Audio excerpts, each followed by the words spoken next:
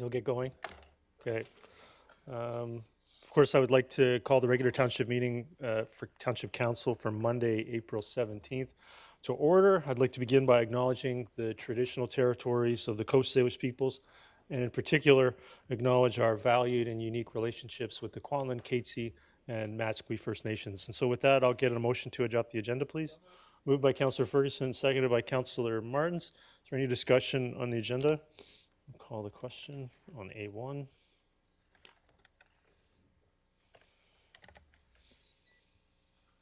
That carries unanimously. A2, day of mourning, a moment of silence. Councillor Bailey, would you like to say a few words first, or you just want to? Yeah, this is Go ahead. April 28th, and we're going to get a presentation from the U.S. Labor Council. But April 28th is the International Day of Mourning for Dead and Injured Workers. And I've been a huge supporter of this for decades, and I think it would be appropriate right now if we could stand and have a moment of silence for those workers.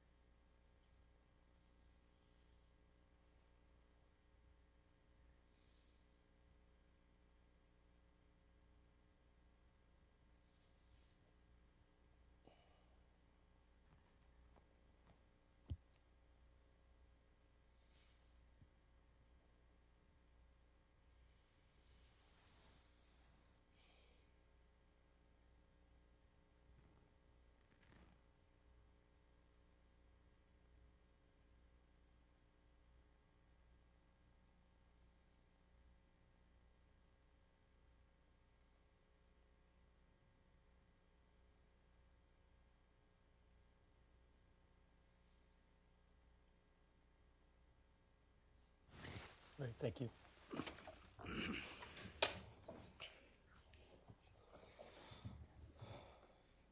So with that, move on to B1, regular council meeting minutes from April 3rd. Get a motion to adopt those. Moved by Councillor Pratt and seconded by Councillor Mann-Popta. Is there any discussion on those? Call the question on B1. Nope. Okay. None. Councillor Bailey. Yeah, I'm just wondering, my old brain might not be remembering things like they should, but G3 and G4. From April 3rd? Yes, of April 3rd meeting. I'm just looking. I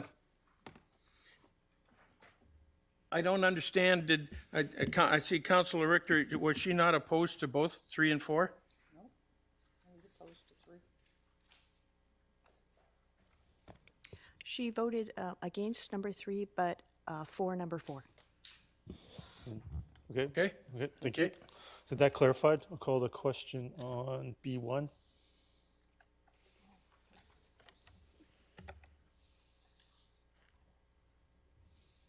That carries unanimously. Moving on to B2, public hearing meeting minutes from April 3rd. Get a motion moved by Councillor Pratt, seconded by Councillor Martins. Any discussion on B2? Call the question on B2. Councillor Mann-Popta, you need to work for that. Councillor Ferguson, you good?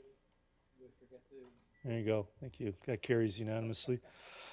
Delegations from New West District and District Labor Council. Please come forward.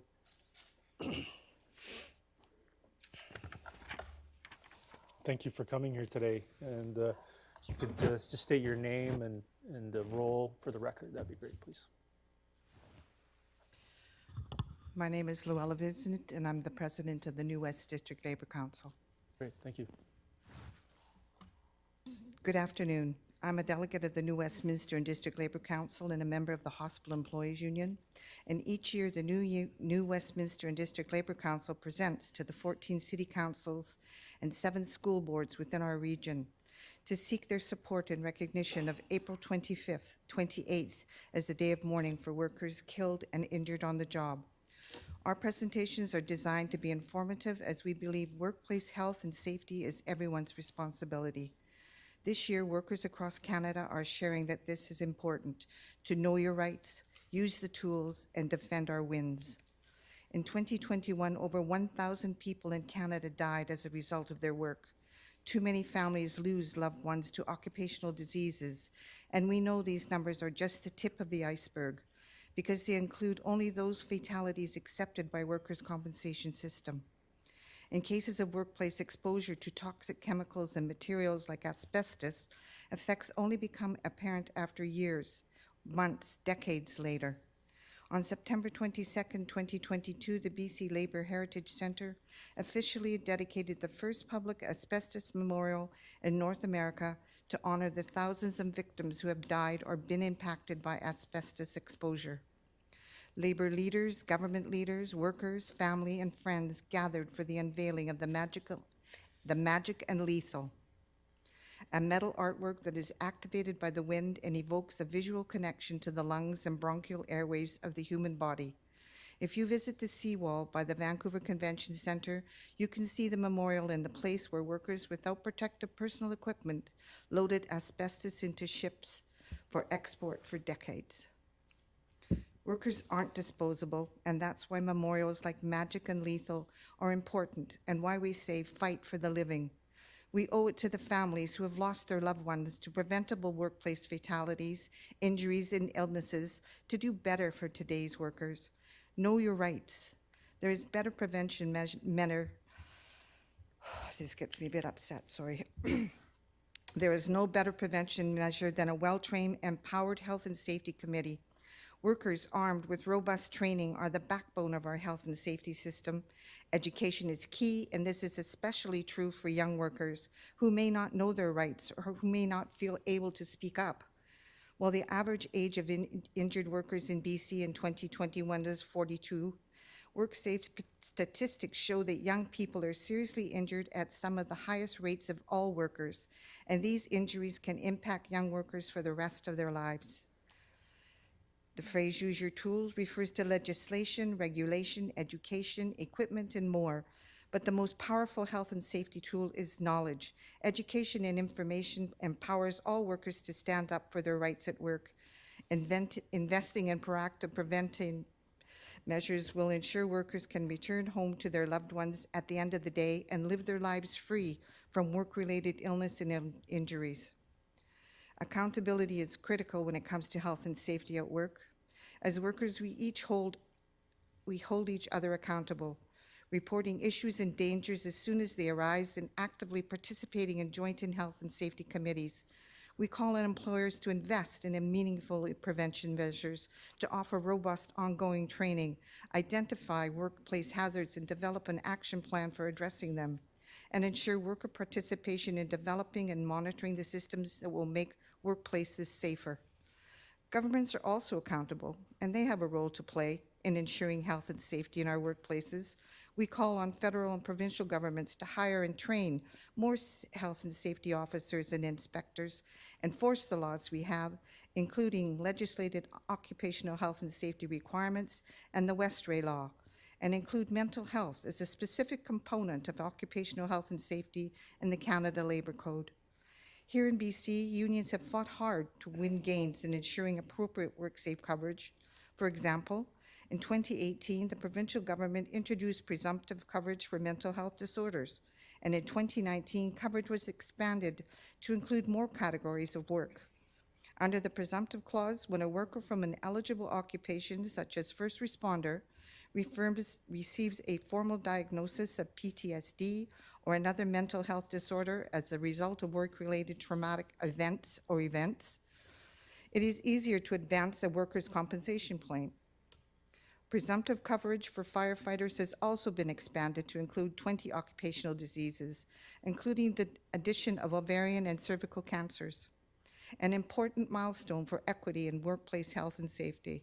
When we say defend our wins, we are referring to improvements, like those I just mentioned that workers have gained over long years of lobbying at all levels of government and sharing heartbreaking stories of preventable loss, trauma, and suffering. When it comes to workplace health and safety, we can't take any more backward steps. Workplace injuries and illnesses, fatalities are preventable and must never be seen as just part of the job.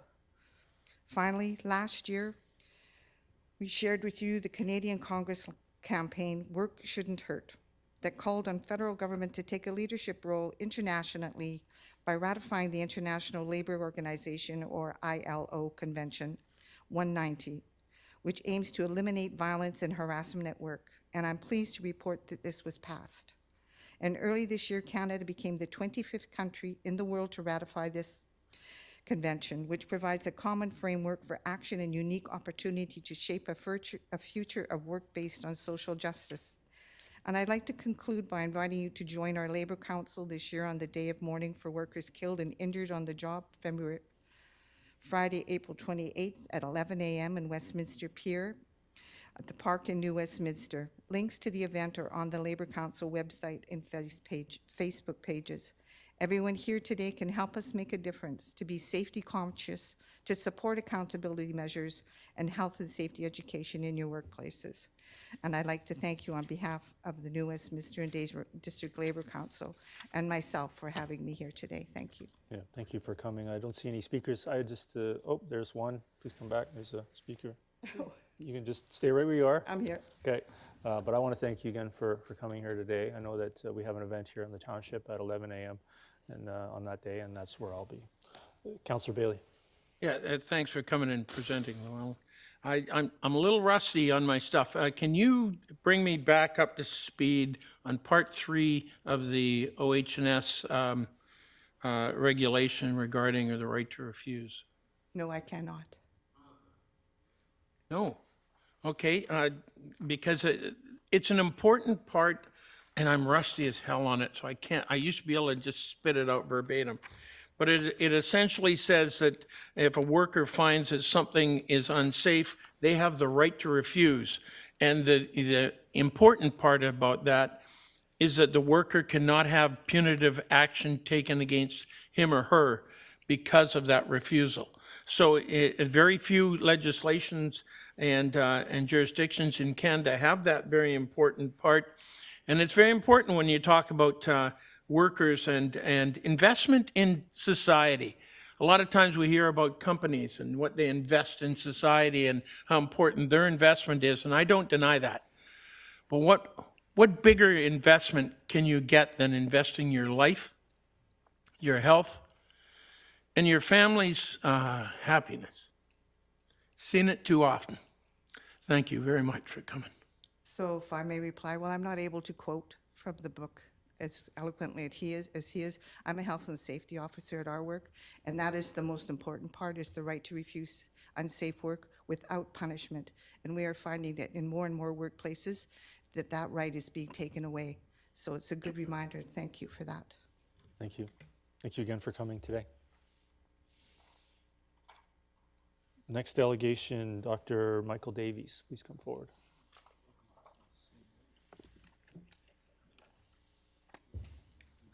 Yeah, so the clerk can assist you with your presentation, I believe. I'll probably figure it out. Figure it out? Okay. There we go. There we go. I assume, Yeah, and if you could just, we have your name and the agenda, but generally your neighborhood. You don't have to give us your address. it's okay. I live on 227th in South Langley. Recently retired, but still an adjunct professor at the University of British Columbia and a few other academic institutes worldwide. And I'm now Langley's annoying retired guy with time in his hands that's interested in seeing a better Langley for our future. And this has to do, I'm developed all my life, almost 40 years in industry, hold an officer position in tech resources until recently. I get the delicate balance, but I also have learned over my career that there is a balance. And one of the areas that I've become acutely aware of in the last couple of years, and very, very acutely in the last couple of months, is an area that many of you will know of, Horn Pit. And first of all, you know, Mayor Woodward, councilors, and whoever's in internet land, appreciate this opportunity, really sincerely do. This is new for me to speak at a local level. I'm used to, you know, federal and, you know, whatever around on the planet, and there's a lot going on at a local level, and it's kind of into your 60s doing it for the first time is kind of fun. A lot of words here. I hope you guys have copies of this to keep, but really I'm not going to repeat them. I'm used to speaking to much larger and less mature crowds that would probably love that I only had 5 minutes to talk to them. But really this is about Little Campbell River, and it's a jewel in our township, and it's under stress. And a lot of people point to stress and say, there's more people using the aquifer, climate change, or whatever. All those things are factors, but the biggest single factor is recharge of the aquifer. We are paving this township at an alarming rate. And the way that groundwater works, there's no way around it. There's no shortcut. There's no infiltration ponds. There's no other way of allowing groundwater recharge than the natural ways by having the ground open to the atmosphere. That's just the way it is. And I understand it's easy to figure out the economics of a housing development or of a condominium or of a business, but water has value, intrinsic value. We all need it. It's really the thing of life, and we're not necessarily treating it collectively as a community, but how precious this resource is. The cycle is really simple. We have precipitation from the sky, typically in this part of the world is either rain or snowmelt equivalent. It goes into the groundwater, and then shows up in a surface water somewhere, what doesn't evaporate or sublimate or be taken up by plants. It's a really simple cycle. It's been understood really for centuries. The Romans had the cycle figured out and exploited groundwater quite successfully. But what happens when we start to pave and industrialize, we don't realize is we change a lot of the cycle. Not just infiltration, but also evapotranspiration. Runoff is dramatically impacted. We live in an area, and due to climate shift, which is happening, we're seeing more and more of our precipitation fall in fewer months and in the wintertime. Yesterday was a perfect example, a huge wetting event. Now that wetting event, if paved, went straight to a storm system out to sea, or an infiltration pond, which really doesn't do much better, out to sea eventually, or evaporate.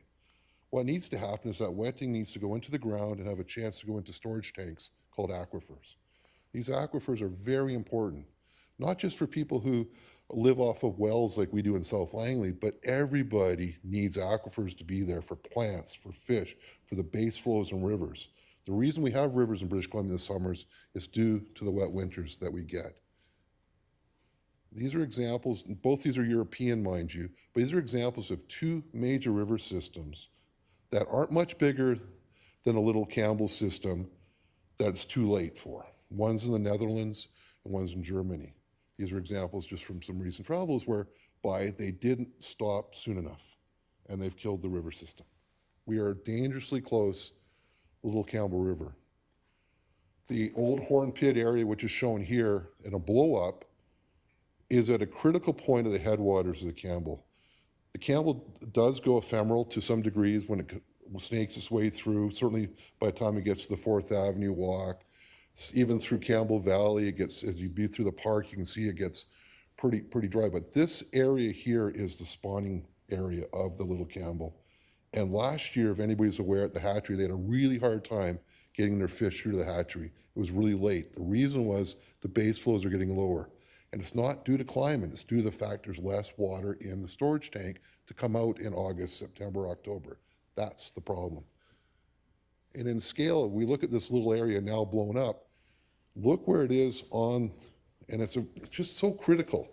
And we have an opportunity. I know development's important. The 200th corridor is going to be very important to the growth of the township, but this particular area could not be situated more strategically to either help or hurt the system. And so my professional judgment sitting here is saying, we have a chance here to do something very forward-thinking and give the next generations the jewel of the Campbell River, or we can destroy it. We have that choice. It's not one or the other. It's going to be.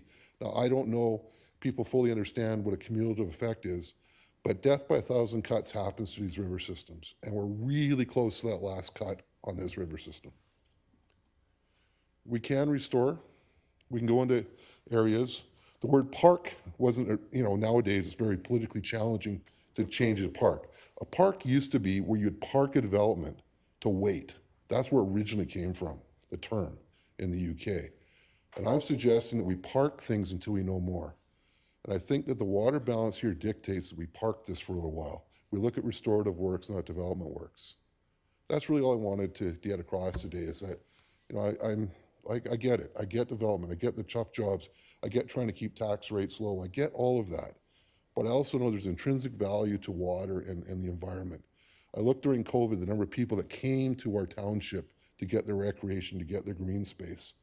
I look at all the nice pictures you have up before the meetings. I look at the fish on the wall. We all like these things. We all want these things. So let's demonstrate it. Okay.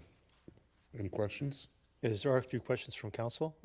Just want to let you know that certainly appreciate you coming here today. I know you and I have talked before. Yeah, I appreciate our chat. That was awesome. Yeah, I really appreciate appreciated that as well. And I may have a few words, but I'll go around council. Councilor Pratt. Thank you, Your Worship, and it's good to see you again, Dr. Davis. Appreciate that. And I guess a question I would have, in your professional opinion, based on the years of experience that you have, with a situation like what we have at Horn Pit, where there's been an extensive amount of work done to bring it to a developable state, let's call it that, right? Was a gravel pit, now it's ready to go, almost. Yes, yeah, that's pretty obvious, yeah. How much work and what's the kind of, obviously you're not gonna be able to pinpoint a figure, but what's the level of extensive work that is needed to be done in order to take it from where it is now to a state that's really beneficial for the aquifer? Is it a simple let it be, let the nature take it back, or is it a lot of work to go back in there? Councillor Pratt, and by the way, you make me feel ancient because you graduated with my son, right? I think it's, you know, I don't have I could put together a numerical model or have somebody that's much smarter than myself do that, right? But I look at now that road that's been put through there is almost a magic marker of the setback kind of required. And I think if the area to the south of that area was reestablished as more natural, you know, like grasses and trees and sedges and allow it to be a wetland, that would probably protect it if on the other side of the road you did more of the development kind of concept. That's the kind of balance I would think would work, that who's ever put that road in kind of came close. Right. So I think technically that's about the spot. I mean, obviously it's not 10 kilometers away, and it's certainly not where it looks like it could be, which is right up against the wetland. So that's sort of close as I can answer that. Okay. Appreciate that. Thank you. Oh, no problem. Councilor Richter. Yes, thank you. Hi. Can you go back to your previous slide? I really don't know. Yeah, Oh, yes, there I you can. go. Which Okay. one would it be? This one? Yeah, that's Okay. the one. No, that's the big picture. And That's the you're big picture. talking about the death by 1,000 cuts. And I had the fortunate experience of being a Metro Vancouver last term Oh, wow. So when you the would have dealt whole with it. North Campbell or South Campbell Heights. So my question, I've got two. The first question is, when South Campbell Heights goes in, is that little red area going to make any difference at all to You know, keeping this river alive? It's certainly, there's no question that what's happened along the 192nd corridor is tragic in many ways, because it doesn't seem to have come with a plan. It seems to have just been maximum valuation. I hope that really does stop at the former 20th and with Arosha, and that I hope that gets preserved. What is really interesting about river systems is that the area closest to them are more important. Groundwater flow is more important the closer you get to the place. So if you look at that big picture, I think if you're able to protect through here, which does this area here, the Stokes pit, I think it's called, if I'm not mistaken, this does look like it may be protected, and if it is, you run a fairly good chance of this being able to contribute more. If you were to just to go and do this, and you would kill it. Yeah, well, that's what I'm worried about, because it's the whole area south along the river. You got to make the commit. Yeah, you need the commitment. The thing is, the commitment changes when you get around the corner here, because this becomes less important just because of it's not. You can see it's a very old river. Mm-hmm. You know, it's oxbowed, and it was Perry then post-glacial, and it's just we know that the pavement is going to increase through here. We know the 200th corridor is going to build. We just know that's going to happen. So given that will occur, this window is really important. Now, obviously, you know, Walmart's here, but this is important that this also stay for sure. Okay. But we were just concentrating on the Horn because that seemed to be one that very topical. You had a second question? Yeah, well, yeah, my second question actually had to do with your whole hydrological cycle Sure. and the importance of trees, particularly those tall coniferous trees. Conifers they both play a role. There's a reason, though, that there are two types of trees, and it has a lot to do with sustainability of the ecosystem. Conifers provide, the litter is very important. It creates soil. But they don't typically live as long as the conifers, the deciduous trees.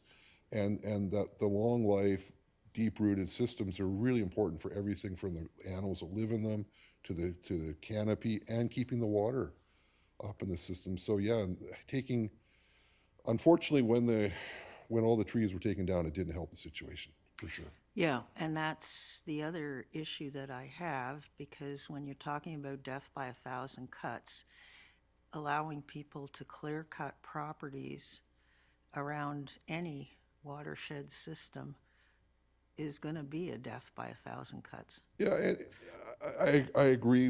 I mean, moved here from Vancouver approximately 15 years ago, and in Vancouver to remove a tree this high needed a permit. I live in the ALR in South Langley, and I love all our trees, but you can do what you want, and that just doesn't seem quite right. I mean, to me, trees are almost, we all should share in them. They're, especially the older ones, right? They're very important. Yeah, well, and this is where I'm going, because we have an amended tree bylaw now in place that basically, if you've got the money, you can pay to cut down every single tree on your property and have them planted somewhere else in lieu. So what's the point in an area like this of having clear cut and in lieu provisions? I don't see it. I don't see it. Compensatory things like compensatory wetlands in the U.S. is almost a 4-to-1 ratio.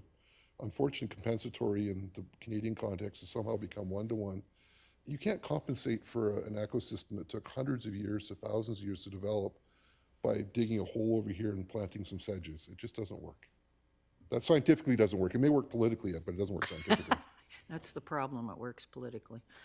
Thank you very much for your presentation. Councillor Ferguson? Yeah, yes, thank you, through the chair. Thank you for coming, Dr. Davis. I did want you to go back to that slide again that my colleague had addressed. You know, the interesting thing. That one? Yeah, we're a community of communities, as you know. In between the Langleys, we've got the city of Langley. If you look at that, probably mostly covered in either development or some sort of development, where there's some. I know that there's water courses to run through, but certainly an awful lot in a 4-square-mile section, not a lot of riparian areas. And as you point out in your map here, I don't even think that's inaccurate. I think Campbell Heights is even bigger now. It's possible. This is Google, thanks to Google, right? So yeah. And I know when they were originally doing the development, I did think they did some damage to Stokes Pit that I'm not really fully aware of, but there was a problem with where there used to be a lot of water in that lake there, and not so much anymore. I don't live too far away from it. I was, along with my colleague, I was alternate director at Metro Vancouver.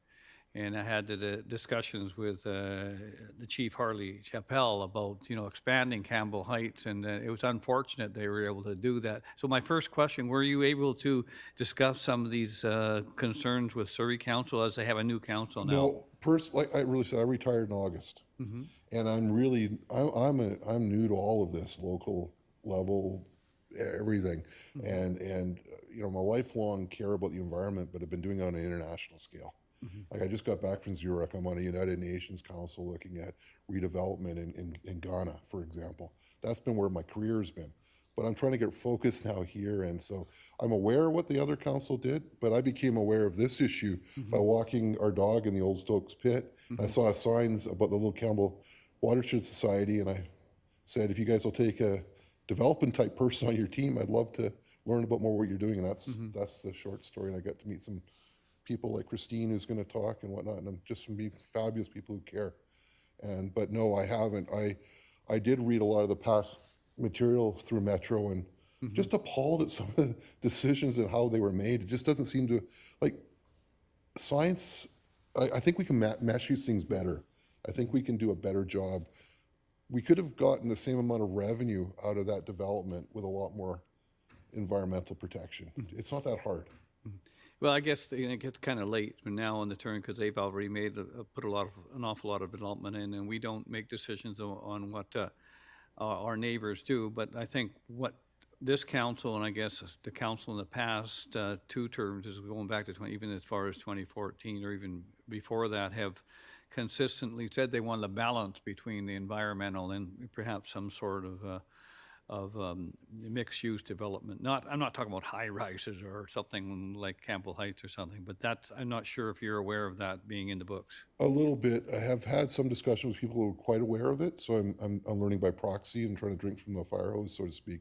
But where I have had some involvement is we had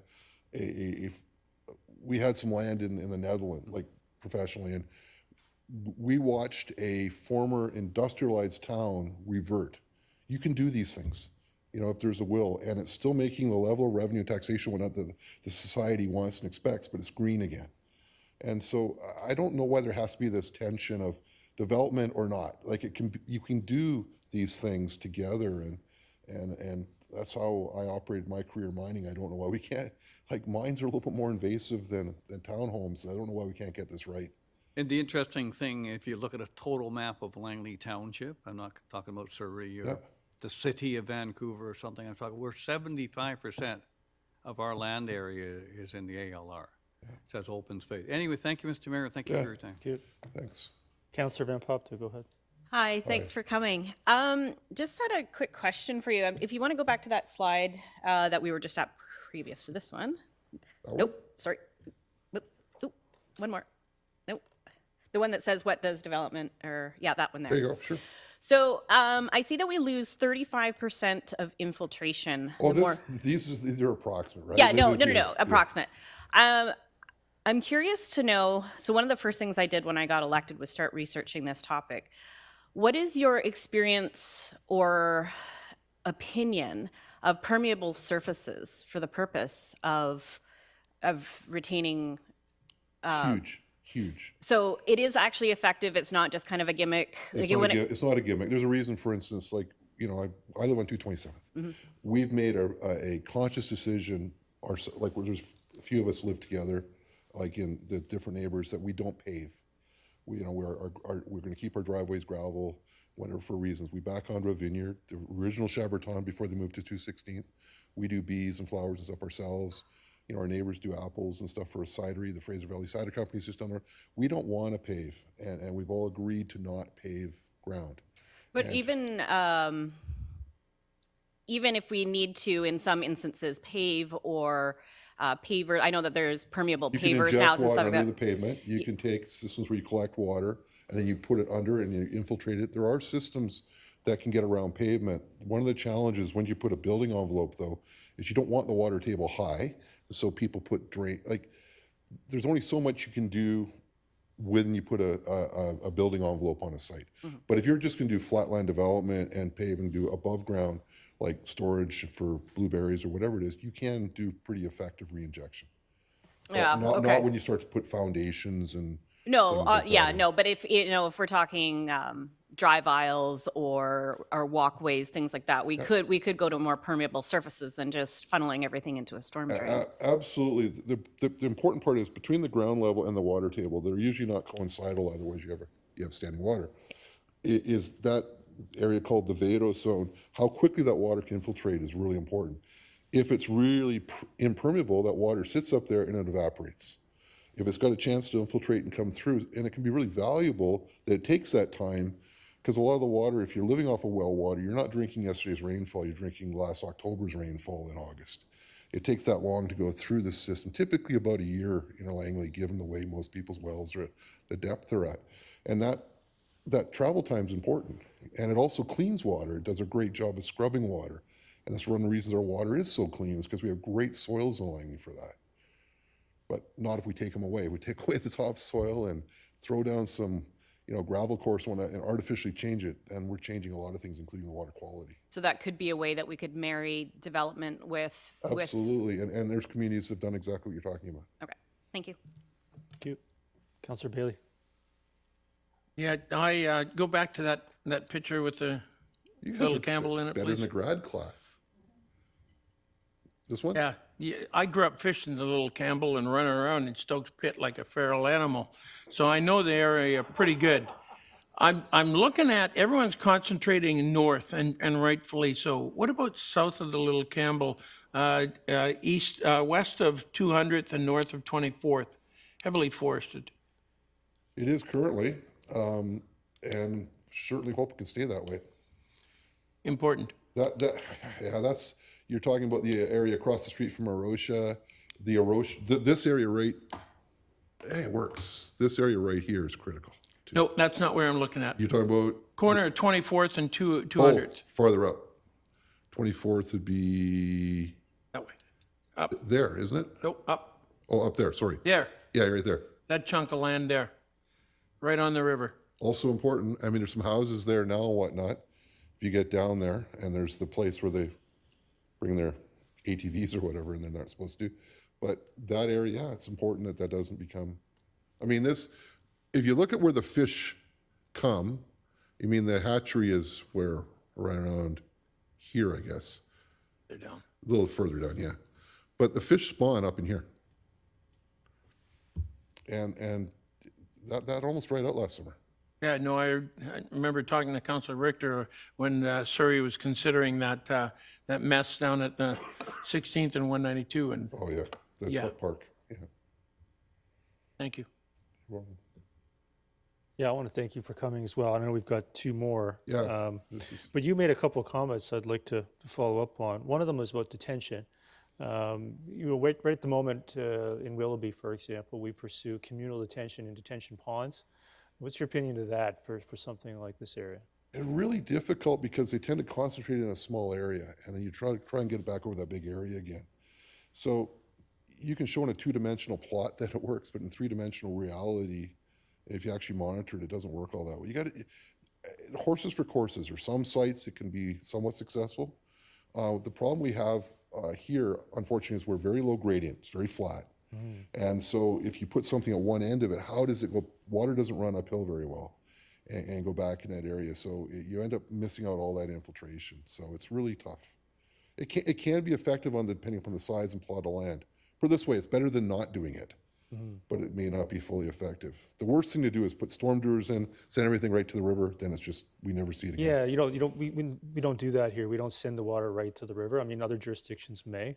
We may have some legacy systems that do that, but the newer systems, it's all communal detention to detention But all our ponds. roads do that though, right? But there's also communal detention for those. And then Mr. Rowland can correct me if I'm wrong, but also too, we do allow some on-site detention. So I think these are good points maybe to explore for this area. Yeah, for sure. Absolutely. Anywhere we're going to develop, the more retention we can do, the less paving, having people even use gravel driveways. What's wrong with those? They're just fine. You mentioned Horn Pit was topical. I mean, I think that was going to lead into my first item I wrote down. Would we be seeing the same delegations if this was privately owned, slated for development? I think so. I think you would see much the same as you're going to see issues around Arosha, which is, if there's half of that owned by Surrey, for example, and, there would be some nervousness around what's going on there eventually. So I believe so. I think the difference here, though, is that there's an advantage to having something publicly owned because there's a better way to have sort of a communal voice. Say thing when things are privately owned, I mean, it is harder, and that's one. So there's an advantage here. There's also a challenge, as I know that from a council perspective, this has got to be viewed as a revenue source, a huge revenue source. And I just want to know, like some portion of that old red shaded area in your slide here is privately owned. Yes, there is a little bit. Yeah, down on the south end there. This part right here, where it's very difficult to figure out exactly what they're doing. Yeah. And it also runs right through the middle of a manufactured home park. It does indeed. It is very important to a great number of residents, and we're not seeing pressure to revert that back to a natural state. No, and you're not seeing pressure necessarily, but would it be ideal if it was? Yes. And I think that's fair, and that's the balance you mentioned, I think, also in your presentation. How do you find the right balance? And that's what you and I discussed at length, is those competing interests between housing economics and the need to preserve. I just say, let's just have a chat. Let's have everybody out and have a chat, and let's make these decisions with our eyes open. Let's not kill this river unintentionally. let's make the decisions. Absolutely, people have to live somewhere. We need economic development, so it's that. And you focused, just remind me again, you focused on some of the servicing work that's going on, and south of that servicing work, where you have some of the river tributaries. There's watershed in one side and then the wetland on the other. There's that little portion of land. I don't know if you know the site that well. It's right. Yeah, it's right. You can point to it. It's not green anymore.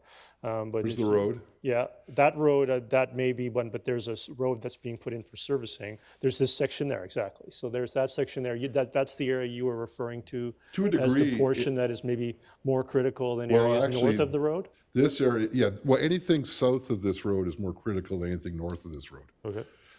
This area here is really disappointing. This was a wetland, and somehow that got filled in too. So, some portion of it, I believe, I'd have to look at the most latest version of the overheads, but yeah. Yeah, which is unfortunate because anyway, that was nice habitat wetland. The remaining unfortunate decisions of the previous council. Yep. But I want to thank you again here for coming today, and really appreciate your considered and thoughtful viewpoint Enjoyed it. Thank you again. very much. The next delegation, Christine Bishop, please come forward. I'm trying to help her and get out of this. I don't know how. I think escape button, maybe. There we are. You can leave it up there. And then the X on the right side there. Yeah, thanks. There's no, I'm just going to speak. Thanks very much for your time. So I don't think you need any introduction, but you can do it anyway for us. Well, I think I've had an opportunity to interact either by email or in person, and but I just want to give you a little bit more of my point of view. So yeah, I've been a resident of Langley for over 20 years. I live at 657 202 Street down in South Langley. And I'm actually in the process of restoring habitat on my own acreage. My name's Dr. Christine Bishop. I have a master's and PhD in wildlife biology. For the past 40 years, my focus has been to identify and address threats to wildlife survival in Canada. Some of the focal areas that I've worked on: pesticides, effects, road mortality, habitat loss, and also the impacts of habitat restoration, especially in areas where endangered species live in riparian areas, such as sites like Horn Pit. So to clarify, I do have a lot of experience on the effectiveness of habitat restoration in sites that were pretty much trashed, gnawed to the ground, and now supporting populations of rare birds in places like the Okanagan, where there's even a lot less water than our riparian areas. To continue, I'm an adjunct professor at UBC Okanagan, Thompson Rivers University, Simon Fraser University, and I recently retired. I'm emeritus adjunct also with Environment and Climate Change Canada. So I still continue to study declining populations of hummingbirds here in the Fraser Valley and Western Mexico. So yes, I published lots of books and hundreds of articles on these topics. So I'm not just here to name drop in that case. What I'm trying to say to you is you're probably wondering, okay, you have lots of experience in biology. Why are you here to talk about your perspective on livable communities? You're no authority on that.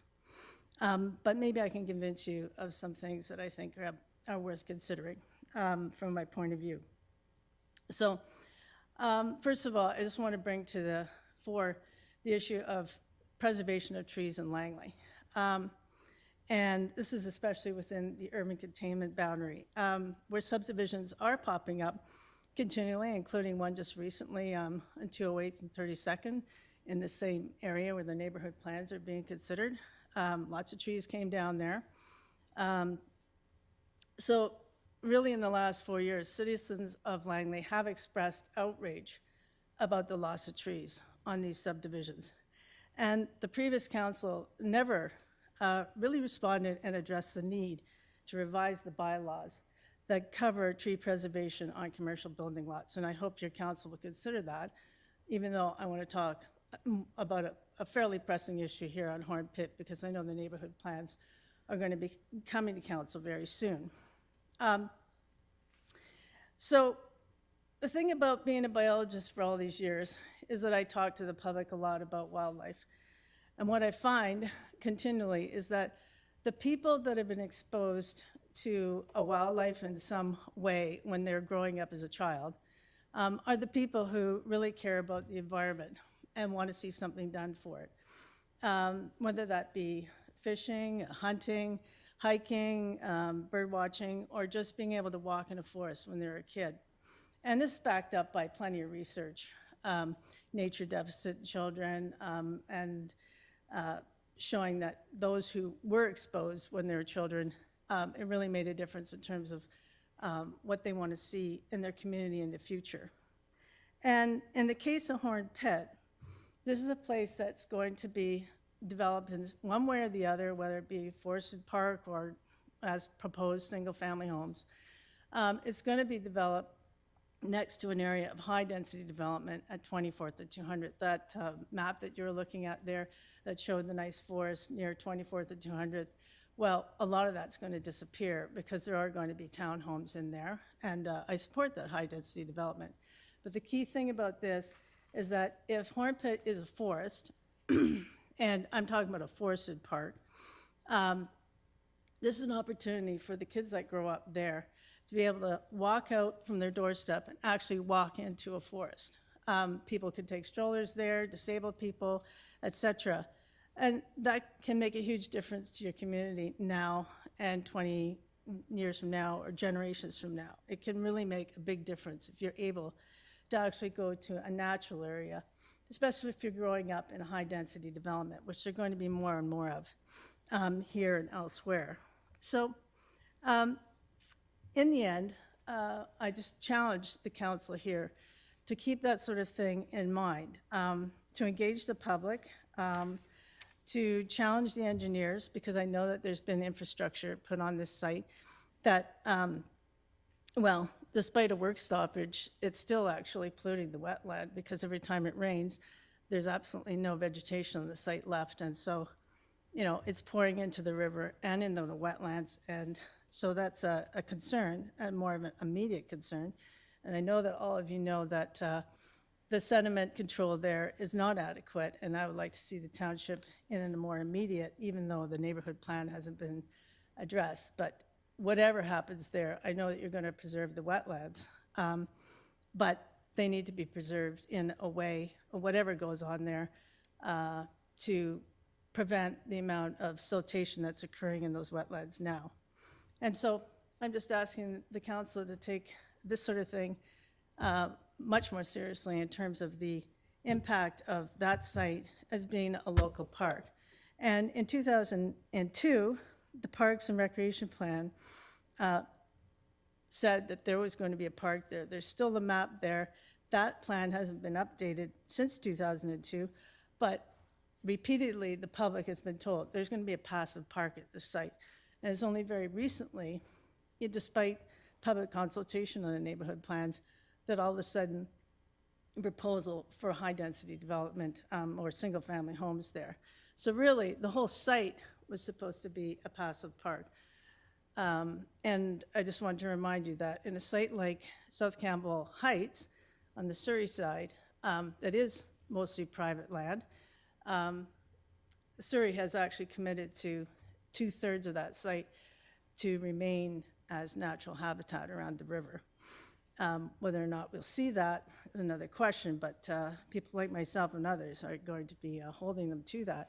So, Mayor Woodward, when you ask, would people be bringing these sorts of things up if it was private land? You could see the amount of delegations and public input on the case of South Campbell Heights that was private land and people speaking up. I think you'd see the same thing in Langley here if you had 80 acres of private land there that was close to the river and had significant wetlands, as this one does. Thanks for your time. Great. Any questions? Definitely questions. So, Councilor Richter, go ahead. Yeah. For at least the last 2, if not 3 council terms, there's been a lot of pressure on council for affordable housing. And when I think back over the history of that pressure and when and where it started, it really started back with the manufactured home parks.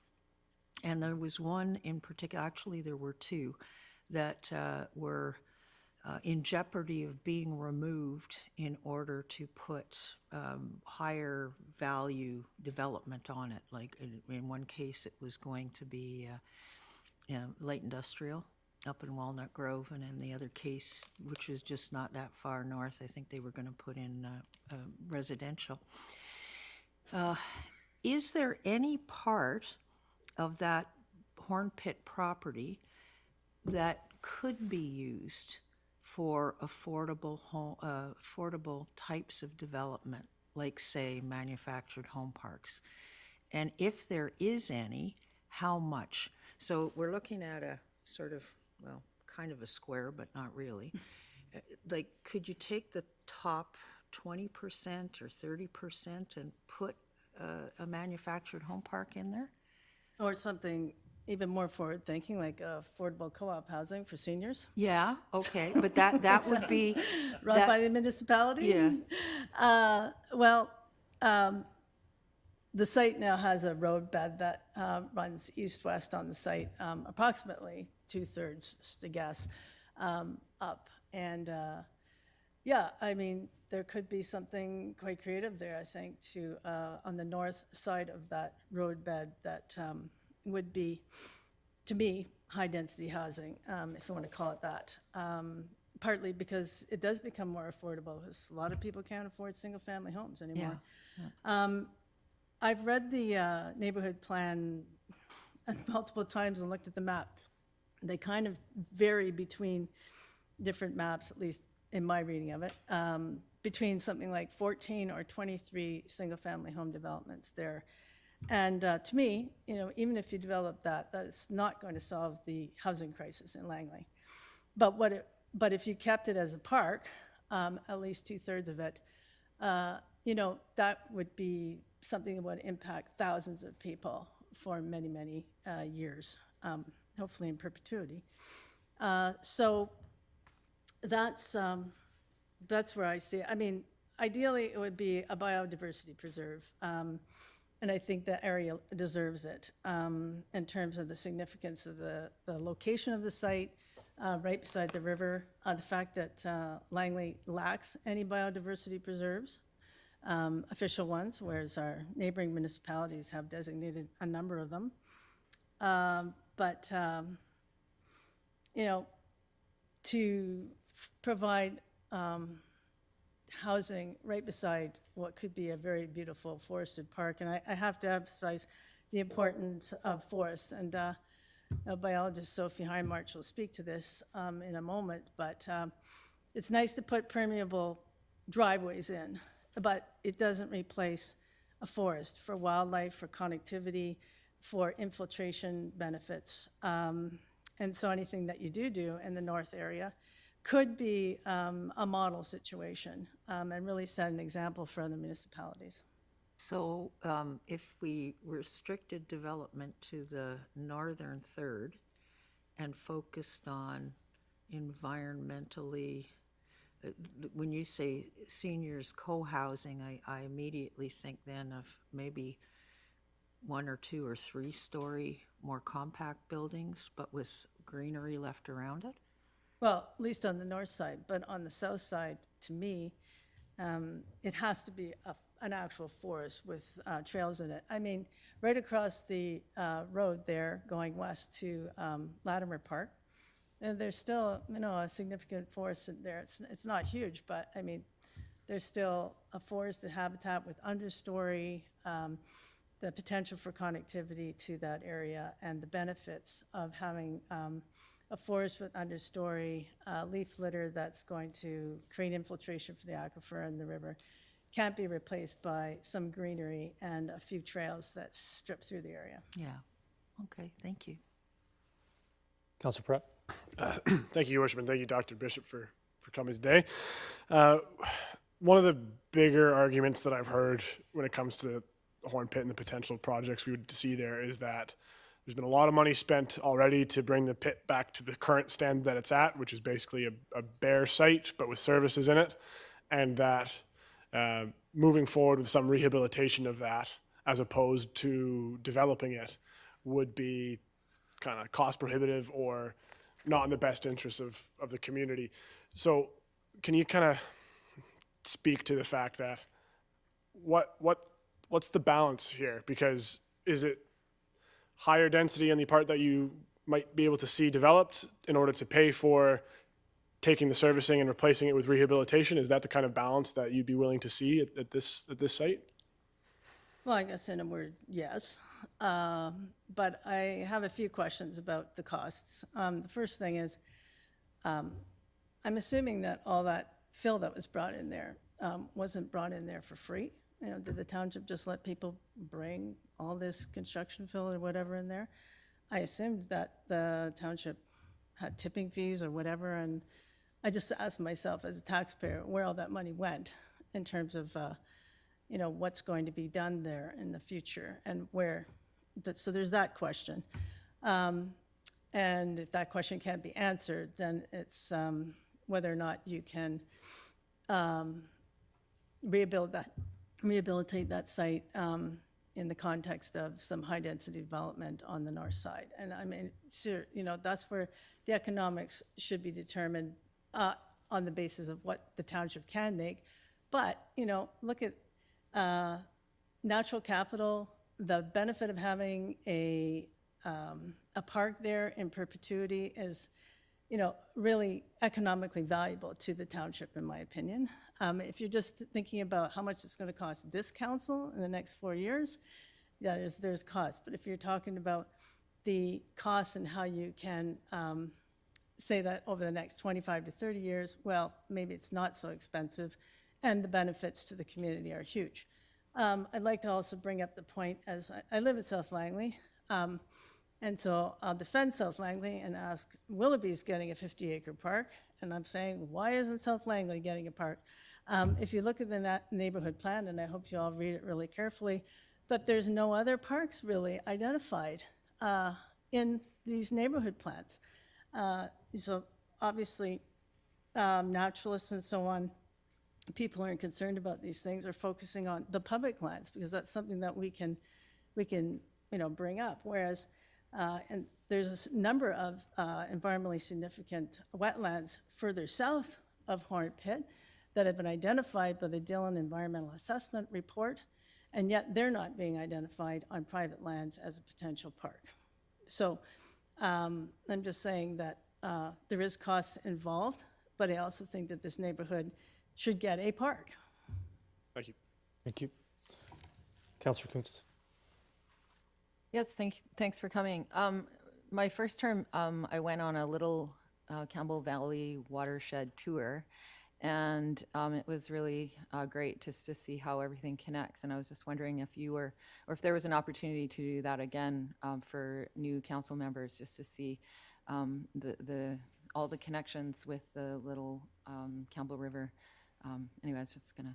Thanks. I'm glad you found that of benefit. And I was actually told by the president of the Little Campbell Watershed Society, who was Mark Cuthbert at the time, and now it's David Riley. But if any of the council want to do a tour like that again, she said, definitely mention it.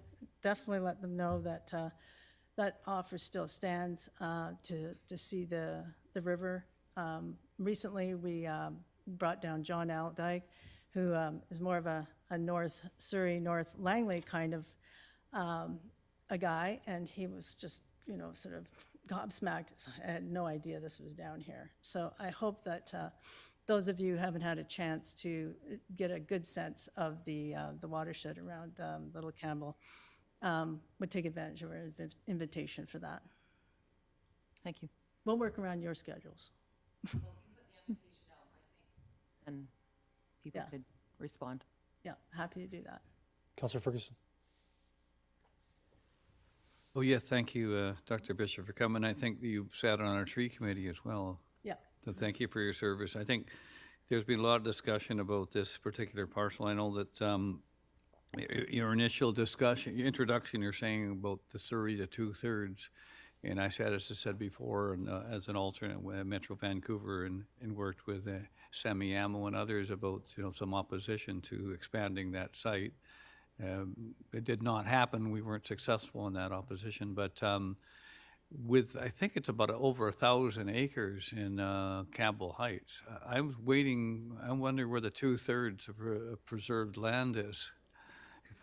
Well, they have drawn a line on the map that does extend sort of out from the edge of the river. So they're not just sticking it somewhere that's not connected to the river so far. And I know that Arosha is working with them closely to sort of hold them to that. I mean, it's, you know, it's a ways off in terms of that, but, you know, Arosha takes a long vision of, and plus they, you know, they're living at that site and have land holdings in the area. So that's what they're looking at. And this is why the Horn Pit site fits in perfectly to preserving habitats that are close to the river. That's exactly what this site is, and that's why it can't be replicated somewhere else by just saying, well, we'll buy a compensation forest somewhere else, you know, maybe in the ALR. It's just not the same. And I know you mentioned, I'll get to my question. I know you mentioned a second ago about the parks. I know you're talking about neighborhood park. You know, Willoughby does not have a regional park of 1,000 acres. Campbell Valley is, I think, over 1,000 acres. We've also, I mentioned your colleague, the Township of Langley, it's compared to maybe Surrey or, you know, others. We've got 75% of our land is in the agricultural land reserve, which, you know, you're not going to be building something like Campbell Heights there or something. And although they took a lot of farms out of there as well, but they were on private land. So I guess what you've seen is my colleagues have said about what's been done there already, and there is an environmental area in Horn Pit as well, and it's neighbored by, I guess, a former turkey farm or something before that. I don't know what the owner's going to do there. Do you foresee somebody taking that turkey farm over and using it for another use, if I may? I'm not exactly sure where the turkey farm is located nearby, but that doesn't, more habitat on the, as they pointed out in the map here, I think Councillor Bailey brought up the site, the habitat that's on the south side of the river there near Right. 24th and 200th. That side of the river is important too. But I'm not going to come to council and say, well, I think you should make those private landowners, you know, like make that into a park when we have public lands on the north side. I mean, I would like, of course, I'd like to see that, you know, preserved as much as possible, especially with the density of housing going in the area.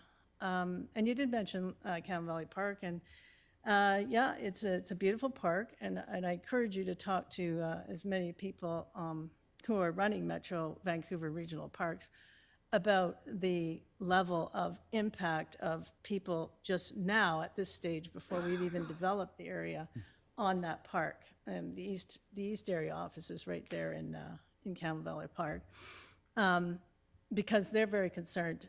Seeing the experience from the COVID sort of use of the park was pretty heavy duty, and they are concerned about the impact to the park and the wildlife there. Having said that, it is a beautiful park, but it is a couple of kilometers away from the beginning of the high density development, 24th and 200th. There's also going to be development at 32nd and 200th, yeah, as you know. It's even further away. And as I brought up in my delegation here, is that I think it's really important to be able to walk out your door and go to a park that's in your neighborhood. And that's not necessarily the case for Campbell Valley Park, which is, you know, south to 200th. You know, it's a kilometer and a half, closest end of it. And, you know, busy road, and it's just not as walkable for you to just have an area in your backyard. And, Anyway, thank you very much for coming, and thank you for your volunteer work for the township as well. We Okay. appreciate that. And I also want to echo that. Thank you very much for coming here today. Appreciate it. thank you. Next delegation, I want to get this wrong. Sophie Hindmark, did I guess that correctly? Hindmarsh, yeah, thank you. Hindmarsh. Please come forward and your name and general neighborhood for the record, if you may.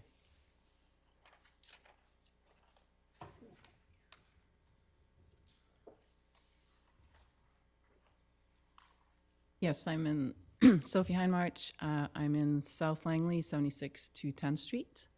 Thank you. Go ahead. So, yeah, thanks so much for letting me speak here today. So, following Michael and Christine here, I want to talk about how important Horn Pit is in regards to biodiversity and habitat connectivity. Just a little bit about myself. I'm an independent wildlife biologist rather. I have a master's degree and I'm an RP Bio. I've been working for the last 15 plus years in our region. My focus has been on owls, particularly the barn owl, but I've also worked on other species at risk, such as the red-tailed frog, other amphibians, and also snails. And I currently work pretty much for all levels of government, from municipal to federal, industry, and also for non-for-profits. And as you know, I'm a South Langley resident, so I've been living here for the last 10 years. So I just wanted to point out that Metro Vancouver 2 has identified this area as a very sensitive ecosystem. And I hope in the next couple of slides I can convince you why, although I think Michael and Christine did a very good job before me.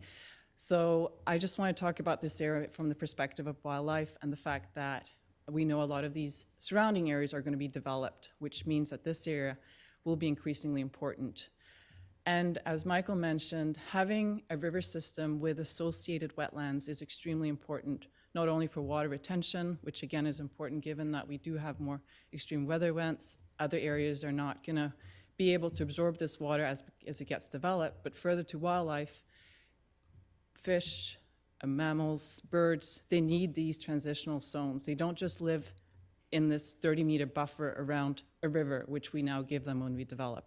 They go into the wetlands, they breed in the wetlands, and then they migrate out. So having a system where you have a river and an associated wetland, which, by the way, takes 100 to up to 1,000 years to develop till you get a rich wetland that can absorb water, it takes time, so it can't not just be replaced.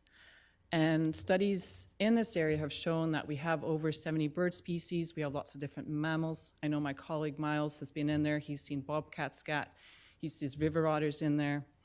We also have several amphibian species, up to 5 different ones. We have reptiles and also dragonflies, 2 of which are listed, which means they are declining.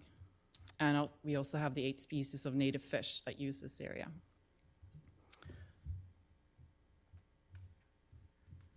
And we also have critical habitat. So what we got here is species that have been listed as federally threatened, of which we have the western painted turtle, and which you can see here in blue. These are areas that have been designated as critical habitat. And what that means is that these areas have habitat in them which have been mapped as critical for the survival of the species, and ideally with time will also halt the decline and potentially help with recovery. And you can see here the Little Campbell River is a very important area for the western painted turtle. And further to that too, we have barn owl critical habitat close by. And I know there hasn't been any nighttime surveys in Horn Pit, and it's tricky to survey for barn owls because they are strictly nocturnal, but I wouldn't be surprised if they're there. I've seen them very close by hunting at night along 200 Street, so they're close by. So with the current neighborhood plan being proposed, as has been discussed in our previous presentations, this would be devastating for the Little Campbell River watershed. It's already a threatened waterway. It has its challenges, but it's one of the most intact ones in the Metro Vancouver region. As a side note, I fought very hard for the development of the South Campbell Height development for the same reasons as I'm here today. This is a critical waterway, and it needs to be protected.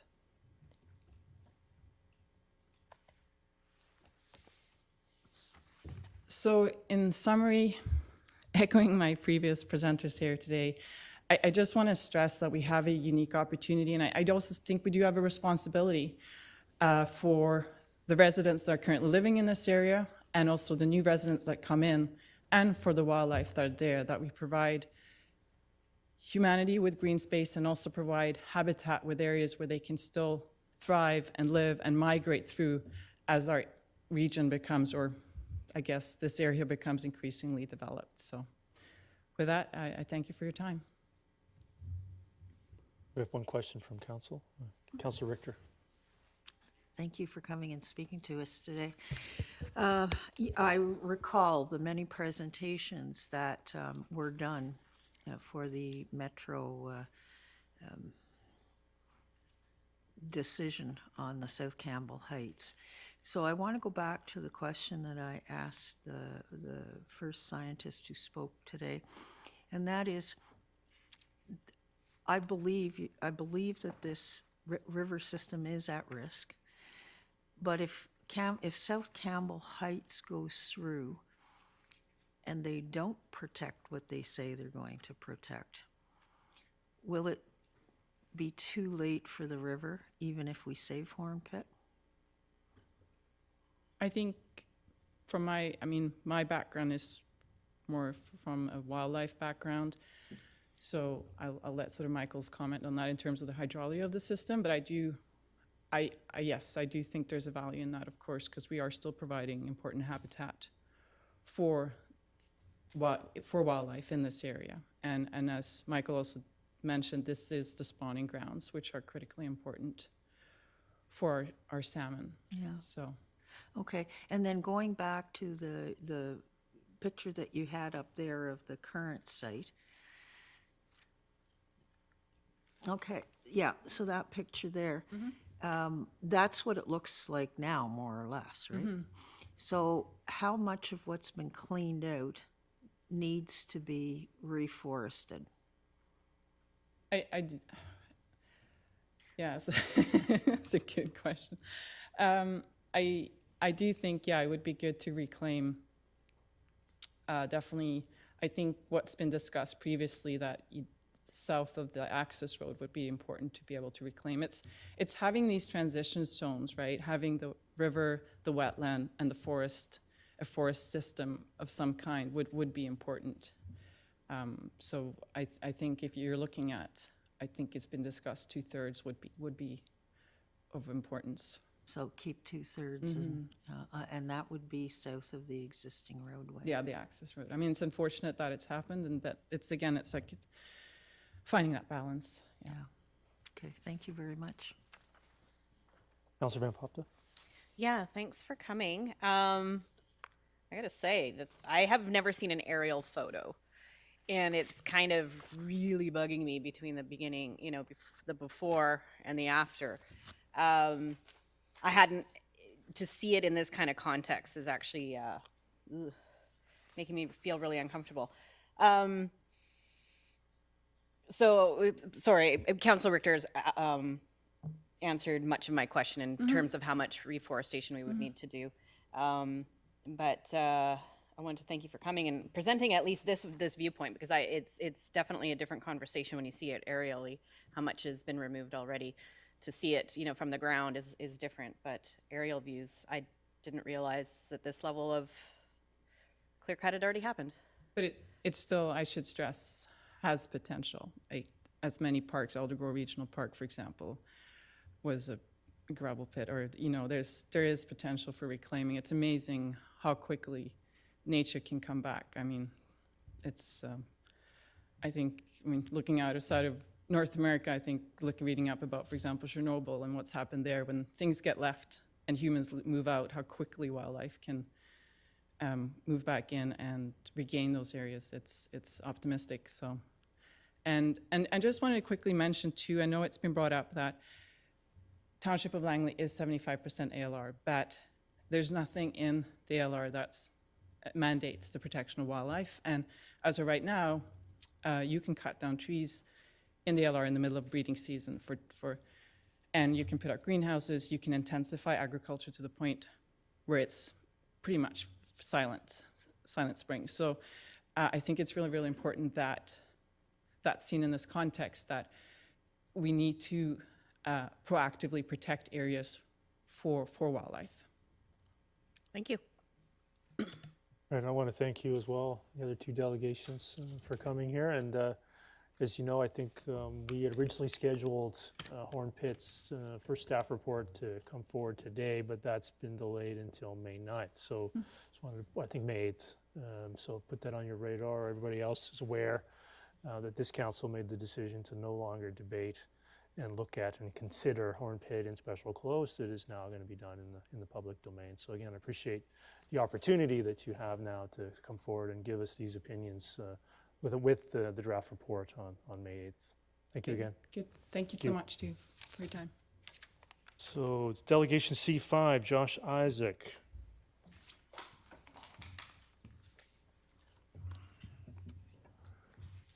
So just your names and address for the record. Good to see you again. Yeah. Go ahead. Your worship and council members, thank you for giving me the opportunity to speak today. My name is Josh Isaac with Kojo Earthworks, and I'm here to discuss with you soils deposit removal application SO2566 at 22865 14th Avenue. This property is and has been owned by Michael and Eileen Yonker since 1994. The Yonker families previously used the property for horse breeding and training, but were unable to continue to do so based on the inability to use the majority of the property as the soil is peat-based and did not provide safe footing for riding and training horses. The application that has been submitted to the Township of Langley is to remove 9,500 cubic meters of peat to be replaced with 10,000 cubic meters of structural fill. This is to facilitate an outdoor riding ring and 2 training pens. Once the project is complete, Eileen will resume horse training and counseling at the property, with the focus clientele being youth that are struggling with post-traumatic stress disorder and youth at risk. It is noteworthy to mention that Eileen is the lead educator at the Langley Equestrian Academy for the school district of Langley. She has been in this position for several years. This project has already been approved by the Agricultural Land Commission, a senior level of government that administrates the use of farmland across the province of BC. The Yonker soil deposit removal application is a unique situation, and while the proposal is to remove native peat to replace it with structural fill, the overall soil deposit is near net zero. The current soil deposit removal policy does not contemplate this situation where soil volumes discussed are not a removal or a deposition, but rather a swap in the type of soil. In this instance, the additional volume of fill is only 500 cubic meters. This falls below the threshold of 600 cubic meters and therefore would typically not be required to go through the policy, and thus avoiding the mail-out process, the public information session, and the report to Mayor and Council prepared by Township staff.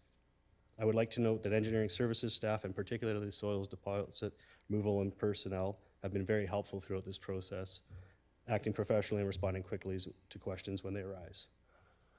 To augment our soils deposit removal application, Kojo Earthworks has submitted a report from Madrone Environmental. This report outlines the intention of the project, soils information, pre and post agricultural capacity of the land, erosion and sediment control recommendations, and project oversight guidance. A supplementary report by Blue Lines Environmental has been prepared and speaks to the on-site and surrounding property ground hydrology. Township staff have also been provided a copy of the ALC approval and an amendment document which resolved 2 issues in the original approval.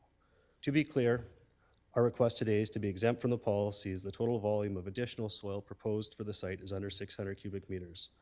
We ask that the permit be issued in late spring of this year.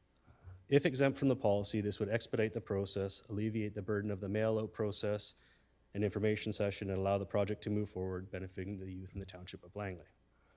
As peat can only be extracted during the driest months of the year, if the project is subject to the policy, the fear is that, given the time constraints, we'd lose another year of removing the peat, backfilling, and constructing the riding ring. I would like to thank Mayor Woodward and Council for your consideration with this regard, towards this project rather, and I'd like to impress that the net deposition of the proposal is less than 600 cubic meters, therefore should not be subject to the policy. All right, thank you. Thank you. Got a couple questions from council, if you're Sure. Councillor Van Popta, go ahead. Yeah, nice to see you again, Eileen. When we had heard you speak prior to the election, I remember hearing a lot of what the issues were surrounding the water onto your property. Has those issues been mitigated? Or are we just swapping out one fill for the other just to kind of? No. This has been something that I think the township has been really working on, dealing with other properties that I think on the other side of 16th have been less than savory in terms of dealings with the township. But I trust the township. We've been in talks, and they've said that they are dealing with the people on the other side and their willingness to work with allowing the natural waterways to actually be cleared and so on. Have you noticed any changes yet? Has there been any resolution yet? We haven't gotten as much rain. To be very honest, we've lived there for almost 30 years, and it has gotten to a point where over those 30 years, when I was teaching riding lessons and working with kids there, the actual fence posts are now in the ground. They've lain flat. They have now disintegrated because of the situation. So I literally cannot do anything on our property. So I barely can even go out there and look at it. So putting in a more structural fill will clearly, obviously help that not being peat anymore, but I want to just make sure that we've actually resolved the water issues surrounding your property and I not think just that- kind of Band-Aid solution it. Yeah, no, I think that part, the township is very active in Okay, good. dealing with the people on the other side at this point, I think. Perfect, thanks. Councillor Richter. Yeah, I'm not understanding the math here, and I was hoping that you could help me out. So it says that the application is to remove 9,500 cubic meters of peat and replace it with 10,000 cubic meters of mineral soil. But you said it's under 600 cubic meters. Where does this, how does the 600 relate to the 9,500? So the net gain would be 500 cubic meters essentially. If we're taking out 9,500 cubic meters, and we're bringing back 10,000 cubic meters, the overall gain is only 500 cubic meters. Okay. Township's policy and bylaw speaks to proposals over 600 cubic meters, typically Okay. speaking. And the other thing, this is peat.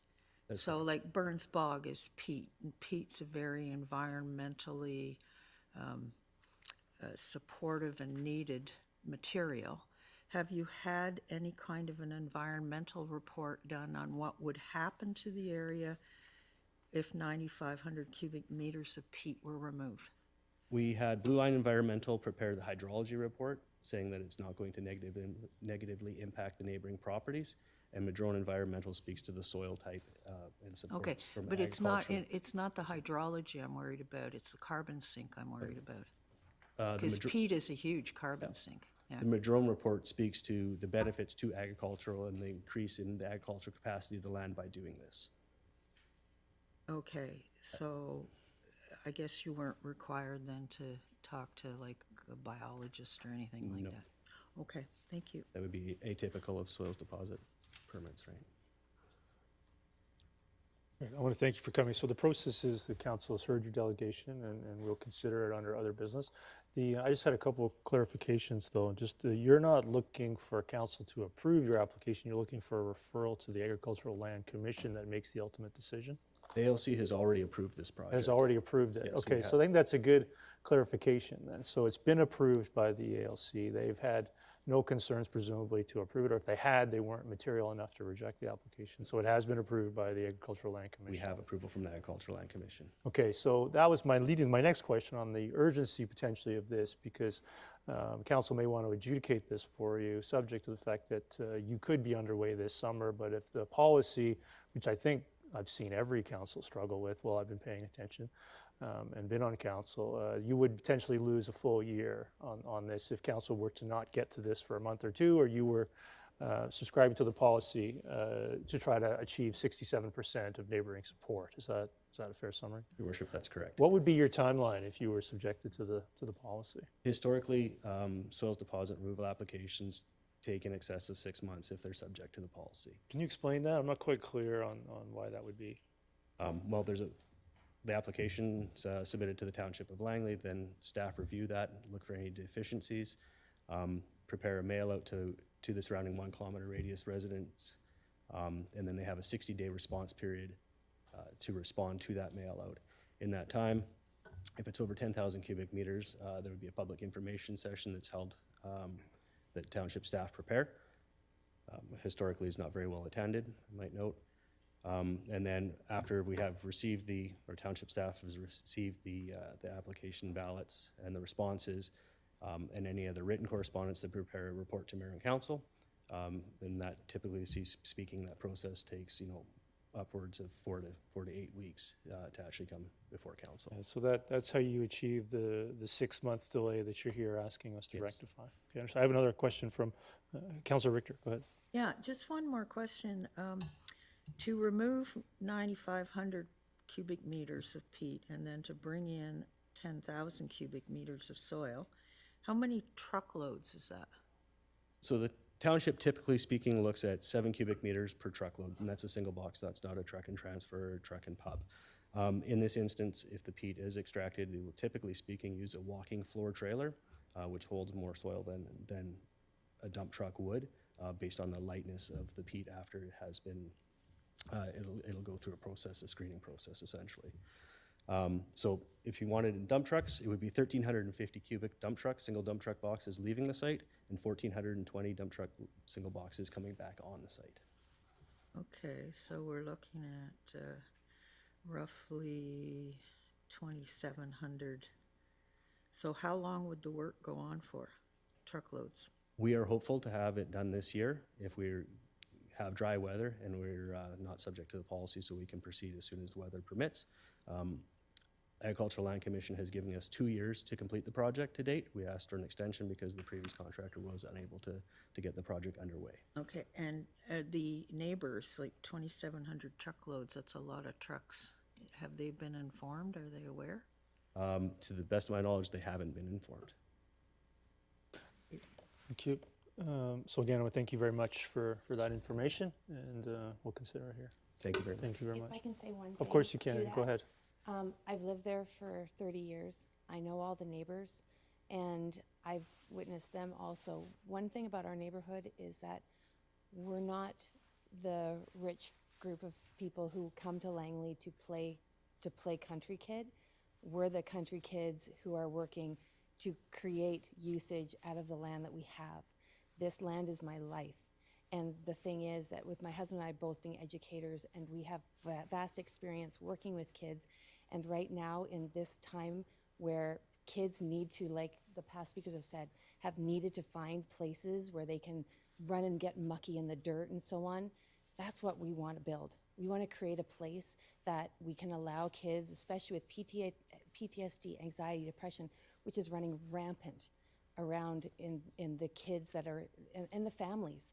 This is a place that if you were to ask in the township, I have taught thousands of kids in the last 25 years, and they will come up to you and say that our place, when it was able to be utilized the way we envisioned it, it made a difference.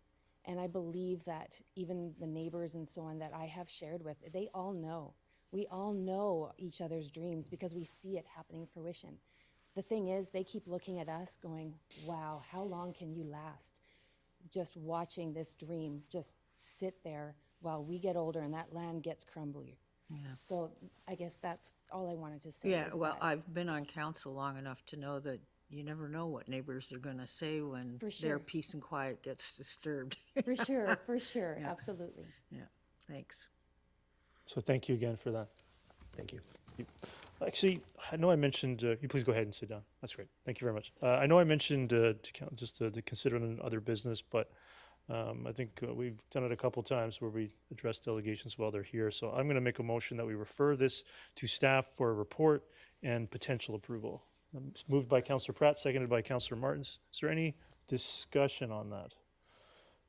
Councillor Richter, go ahead. Yeah, I'd like to know exactly what the intent of this motion is. So if we're referring it to staff for a report and pre-approval, is there going to be any notification of the neighbors? So I'd like to clarify, Ms. Bauer, I want to make sure you have it as well. It's refer to staff for a report for potential approval, and I didn't say pre-approval. Potential approval, and Councilor Richter, hopefully staff would provide any information you wish to request right now to include it within the report. Well, what I'm concerned about is neighbor consultation.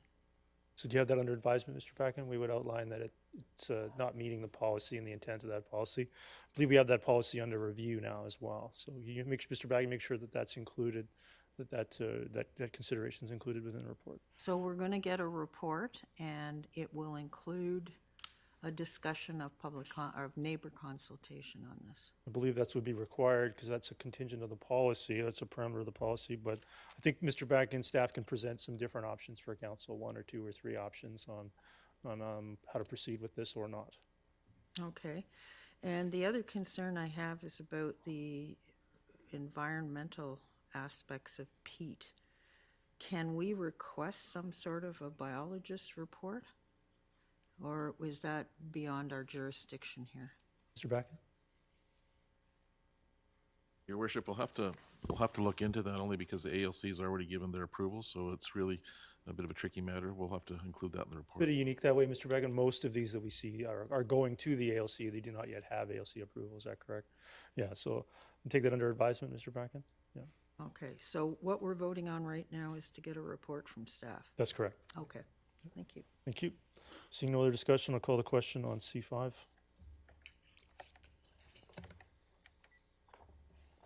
That carries unanimously. So moving on to E1,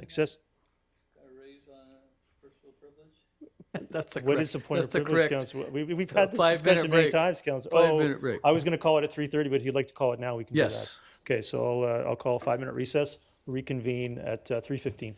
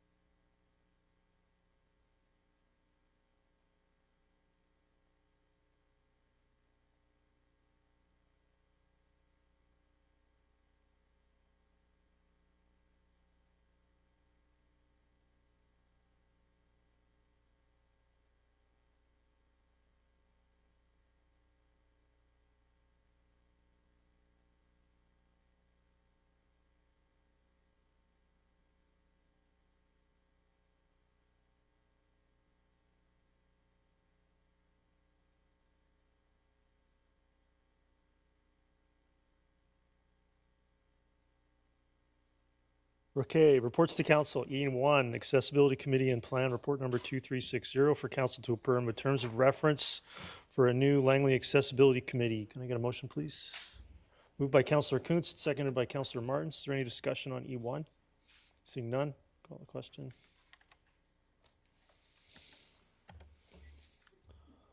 That carries unanimously. E2, an updated report for 200 Street 2040, Report 23-66. This is to endorse its terms of reference. Moved by Councillor Pratt, and I'm going to second that. Seconded by Mayor Woodward. Councillor Richter, go ahead. Yeah, I was just wondering who prepared the draft terms of reference? Mr. Bracken? Mr. Swag, do you recall who prepared the draft terms of reference? I do not believe it was community policy planning. So it was an in-house document? Appears to be so. Okay, thank you. Thank you. Councillor Pratt. Yeah, thank you, Your Worship. And now that it's back, this is an exciting one for me. Many people agree that one of the things that Langley's missing is a true urban core, an urban heart, and I think that this is an opportunity to create one, and we could have two if we do things right over the next few years. So 200 Street, it's our Granville Street, it's our West Georgia. That might sound like an exaggeration, but at the end of the day, that's what it will be and that's what it can be. And so pleased to support this and pleased to see what the terms of reference deliver at the end. Great, thank you. I've got an amendment, but I'll go back to other speakers. Just want to make everybody, I do have an amendment to the second part. Councillor Ferguson? Yeah, I think that you're absolutely right. 200 Street has definitely been on the books for this council for many, many years, including, I think some of us in this room remember when we actually moved it from 2 lanes to greater. And it's significant, although there was some discussion years ago about the overpass, but that's another discussion in another area. But I think what's important to note that as we prepare the future, that we consistently have told the TransLink before that BC Trans, before the other, what do they call it, before that, the transit is so important for that corridor, and to get, as other people expressed earlier, the cars off and other types of forms of transportation in there is paramount. Thank you. Thank you.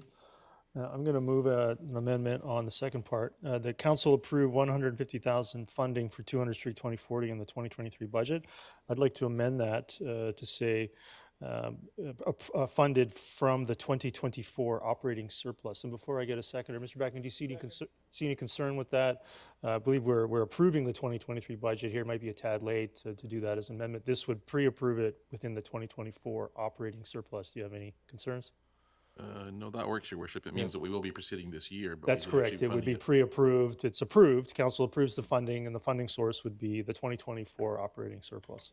So that would mean that you would have it underway with your staff right away. Is that correct? Okay, great. So is there a seconder to that? Seconded by Councillor Ferguson, I believe.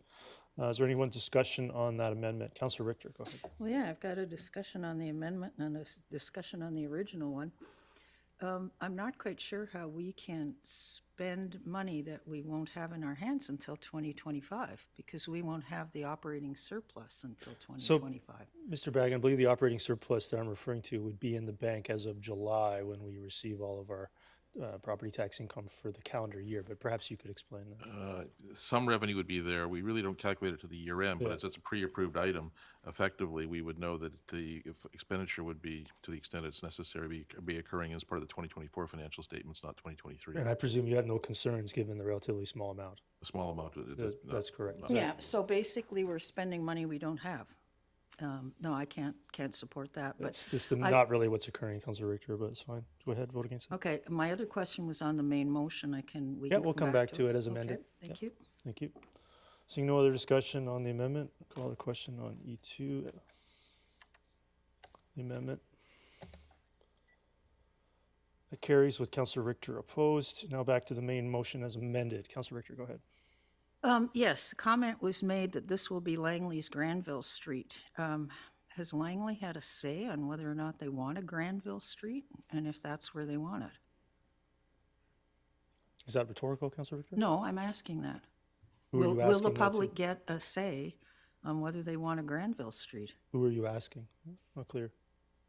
Well, it was, the motion's been moved to endorse it. Councillor Pratt made comments with regards to this is forward-thinking because it's going to be Langley's Granville Street. Well, I just want to clarify the process. Maybe this is to endorse a draft terms of reference, which would result in a document for council to adopt, amend, reject, refer for public input. So we're not approving a Granville Street here. We're approving a terms of reference to review 200 Street. Would that clarify it? Okay, but does the public get to have input on this? That's my question. Again, who are you asking, Councillor Richter? Well, okay, then I will ask staff. Okay. Mr. Bracken? Your Worship, as we're doing a bit of a planning process, we would anticipate that at some point there'd be some level of public input. I think the reference to Granville Street may have been showing the importance as opposed to the scope and scale of it, but I think it would be the intention here that we understand it to be is that it will have a transit corridor that will make it one of the primary, focal points for the township. So would it be fair to assume staff would bring forward, I would maybe automatically consider a process very similar to what you see for many of our other action plan documents, strategy documents that aren't bylaws, that they're adopted by resolution, that presumably this would follow a similar process? No, That we would see public consultation on this document just as we did with all of those other ones? I think so. I think that's a safe assumption that first of all, the terms of reference calls for the study. The study then will have to look at all facets, which would include those components. Councillor Pratt, go ahead. Yeah, thank you, Your Worship. And I would anticipate that since this is a planning exercise, we would at some point go to the public to say, this is what we've planned. Do you support it or not? And in fact, I had in my comments, I referred to it as our Champs-Élysées, so I held back a little bit when I referred to it as Granville Street. So I think in the plans that we've seen at Metro, at TransLink, we have rapid transit on this corridor. We see the rapid densification of the corridor in a way that I would like to see even improved with a vast array of housing types of different uses. And so while my comment might have been tongue-in-cheek, I would never presuppose what the public is going to want in a planning exercise. Thank you. No, I obviously support it. I moved it originally with Councillor Pratt. We're seeing a lot of an impetus to see this proceed as a transit-oriented development corridor. We have a regional center on one side projected for SkyTrain, and on the other end in the township we have a frequent development transit area, quadrant at the 200 Street interchange, and what is the character that's going to link those two together within the township. So I think this is a good process. It's going to have lots of value to go through that, and in the context of the neighborhood planning processes that preceded it, to ensure that we maximize this one-time generational opportunity that this represents, in coordination with Metro Vancouver and their corridor study and TransLink. So I obviously support it, and I learned early on in my council career not to use other streets and other neighborhoods and other cities as an example for exactly that result. So you never know what someone's going to get triggered by. So I will call the question on E2. Thanks.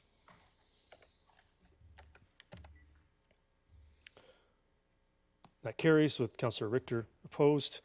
E3, nonprofit and charitable organizations report 2364. Get a motion to receive that. Moved by Councillor Van Popta, seconded by Councillor Bailey. Councillor Bailey, go ahead.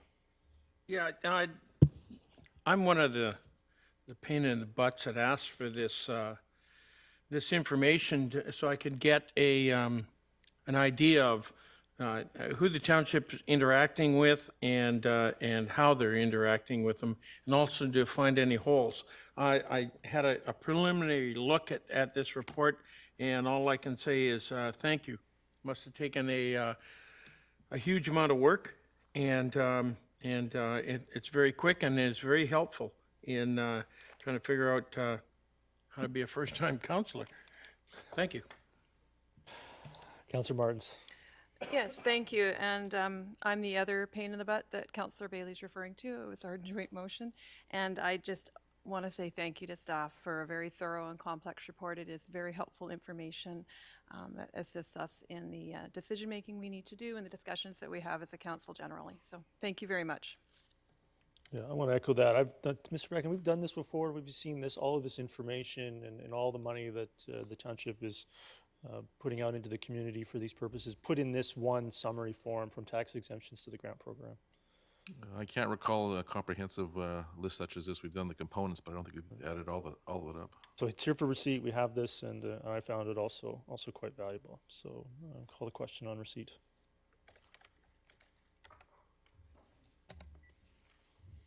And that carries unanimously. E4, DCC front-ending agreement, Centerra Developments Report 2350 to execute a sanitary development cost charges front-ending agreement. Can I get a motion, please? Moved by Councillor Van Popte, seconded by Councillor Ferguson. Is there any discussion on E4? Seeing none, call the question on E4.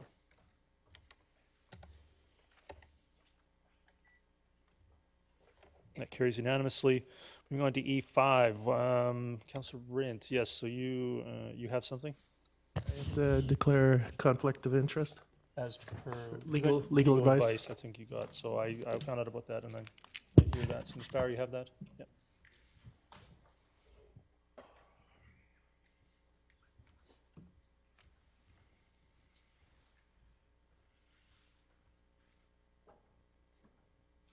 So carry on with E5, Winery Lounge Special Event Area Endorsement Application Number 000062 for Chapter Estates Winery, 216th Avenue and 1268 216th Avenue, report number 2354. I get a motion, please, to endorse this. Moved by Councillor Kunst. Is there a seconder to that? Seconded by Councillor Van Popte. Is there any discussion on the endorsement? Councillor Richter. Yeah, we've gotten a number of letters from area residents who are very concerned about traffic safety issues in the area. And I actually think we should be getting a traffic study done as part of this in some way, simply because we're putting now 2 wineries down that road, which could theoretically double the traffic that's already there. And if there's already traffic issues, we should have a better understanding of what those are and have a plan on how we're going to deal with it. Thank you. Councillor Martins. Yeah, thank you. When you're ready for it, I'd like to make a referral motion. You have a referral? Okay, I'll come back to you. Councillor Bailey? She beat me to it. Okay, so Sorry. you were looking to do that? Okay, so I'll come back to you, Councillor. So Councillor Richter mentioned a traffic impact study, but if you have a referral, we can take that. Go ahead. Thank you. I'll start with reading the referral motion. Ms. Bauer had sent it to you as well. Okay. That the endorsement request for a new winery, lounge, and winery special events area be referred to staff to receive additional information and further consideration from the proponent regarding hours of operation, person capacity, location, proximity to adjacent uses, consultation with neighbors, and potential noise and traffic impacts, including any mitigation measures. Okay, is there a seconder to that? Seconded by Councillor Van Popte. Do you want to discuss it? Want to speak to it? Yeah, go ahead. Yeah, only to say I read through the information provided so far on this application, and I just feel that we need some more in order to properly consider the request. And I would echo what Councillor Richter already said with regards to the letters we received. That does strike some concern for me, and I feel that we need to do a bit more investigation into this before we make a decision. Okay, thank you. I just have a question through to staff. Councillor Richter mentioned a traffic impact study. Mr. Bracken, on a lounge endorsement, is that a request we're legally allowed to make? We have to tread carefully, Your Worship. I think it's something that could be requested. I'm not sure we could mandate it because we're simply making a recommendation to the province in terms of our position, and the province does listen. So we would, I suppose, ask the province to consider that, but that is a bit beyond their scope. Mr. Zwag, you've had some experience with these traffic impact studies and the analysis and whatnot. Generally, I guess, is the province responsive to our requests in this regard, or are they a little bit more focusing on the licensing? Thank you, through your worship. Just with focusing on the traffic impact analysis for these types of applications, we would likely not see significant impacts on the 2-lane road that we have right now, but it certainly could be considered. But I'm not privy to say on the provincial for the liquor control branch as far as what their requirements would be. Yeah. I think we got the idea. Thank you, Councillor Bailey. Go ahead. Having recently experienced in a very negative fashion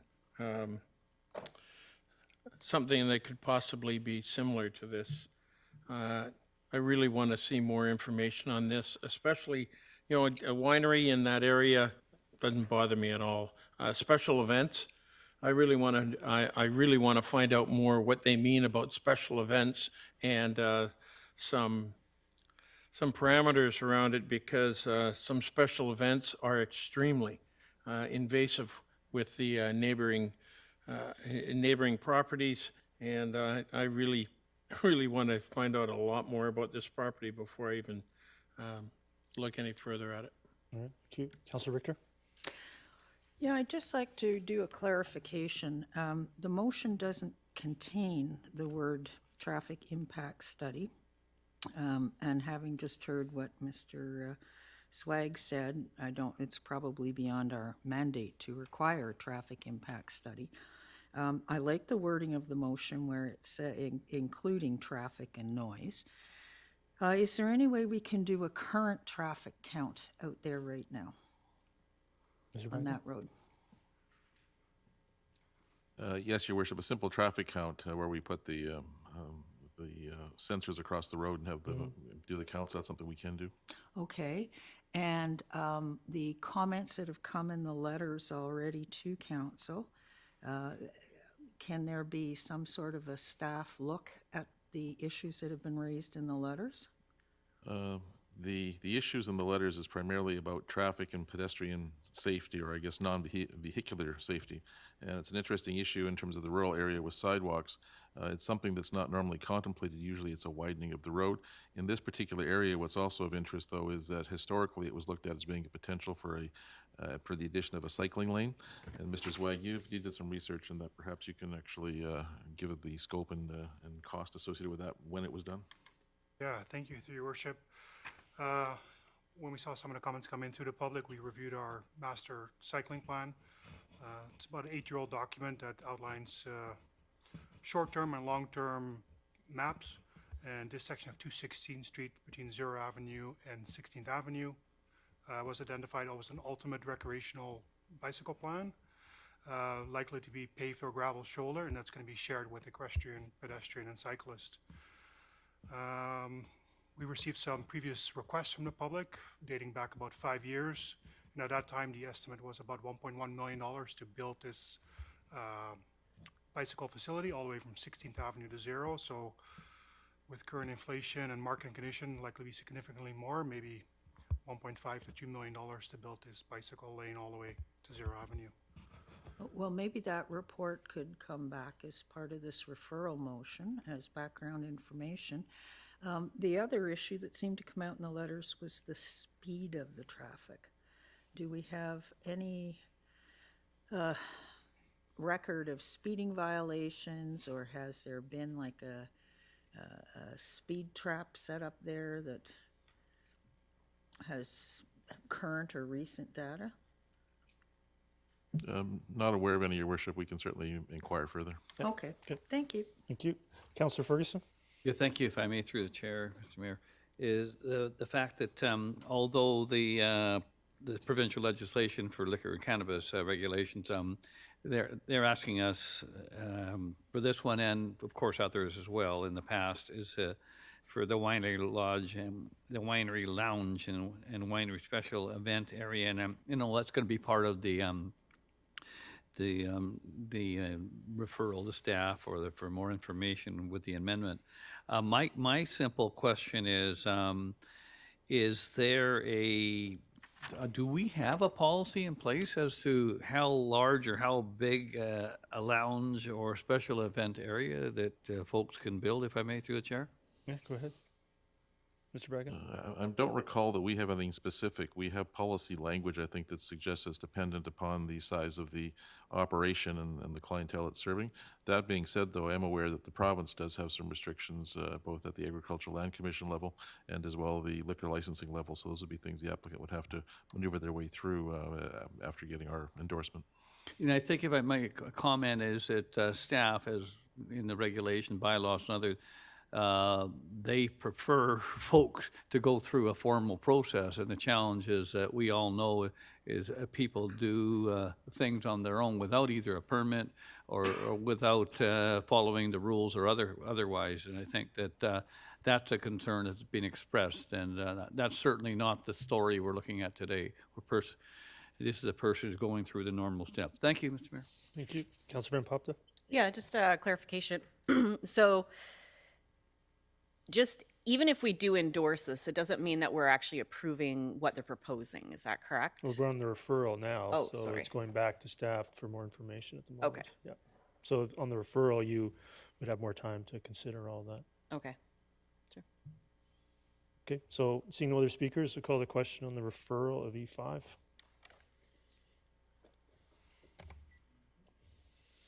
That carries unanimously with Councillor Rint absent. If we could get Councillor Rint back, please.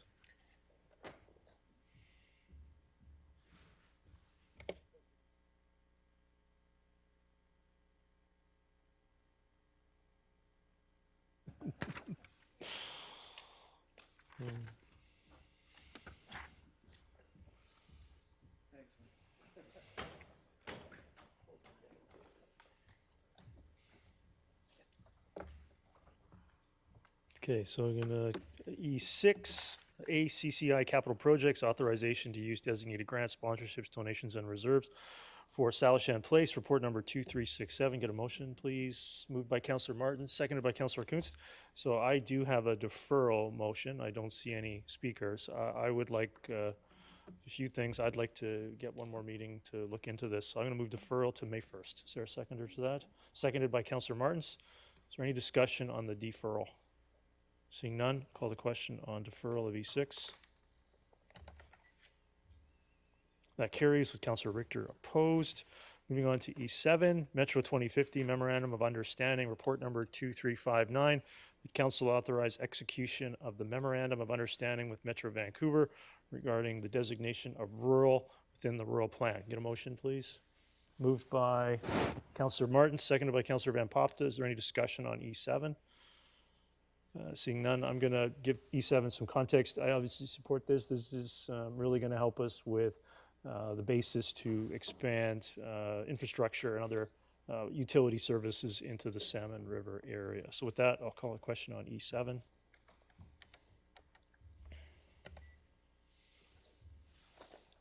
That carries with Councillor Richter opposed. Moving on to F1, bylaws for first and second reading. F1, official community plan amendment, rezoning application number 100249. Again, this is for first and second reading only. Running concurrently, development permit application number 101440, bylaw number 58575858. Get a motion. Moved by Councillor Bailey, seconded by Councillor Kunst. Is there any discussion on F1? Seeing none, call the question on F1.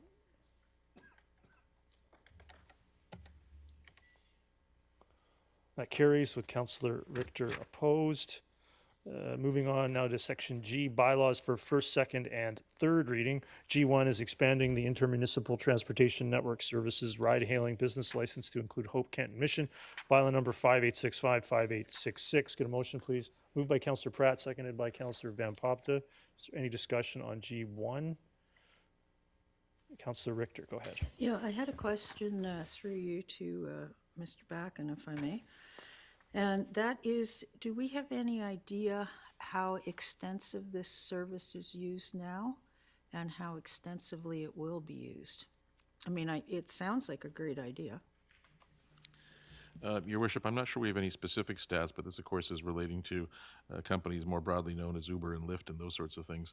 The effect of this is to extend their I guess, business license area, if you will, that's a bit of a simplification, into the areas referenced Kent, Hope, and Mission.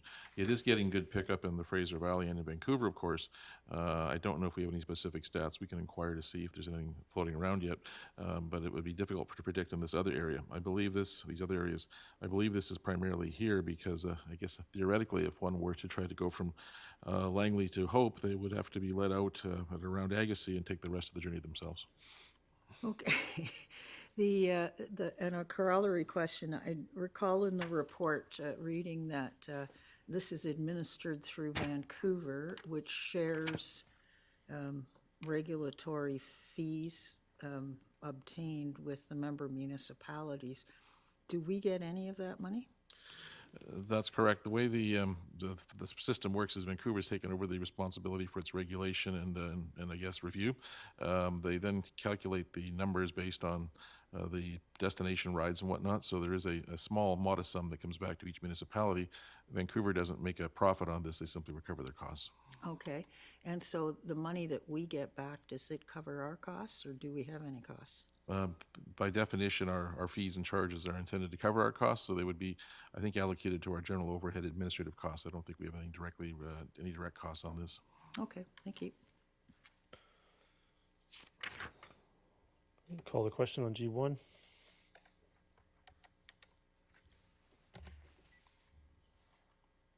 That carries unanimously.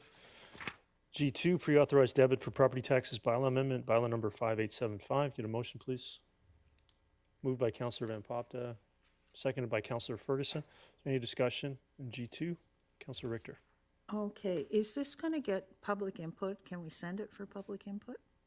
Mr. Bracken?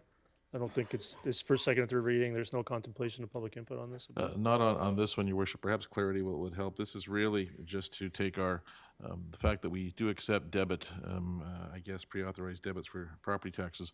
As we've looked at our structure, we're different than most of the municipalities in terms of the overhead charge that's levied. So all this is doing is taking it, I'm going up by half a percentage or percentage point or something to that extent. So it is more or less to bring us in line with other communities as opposed to anything that would ordinarily require public input.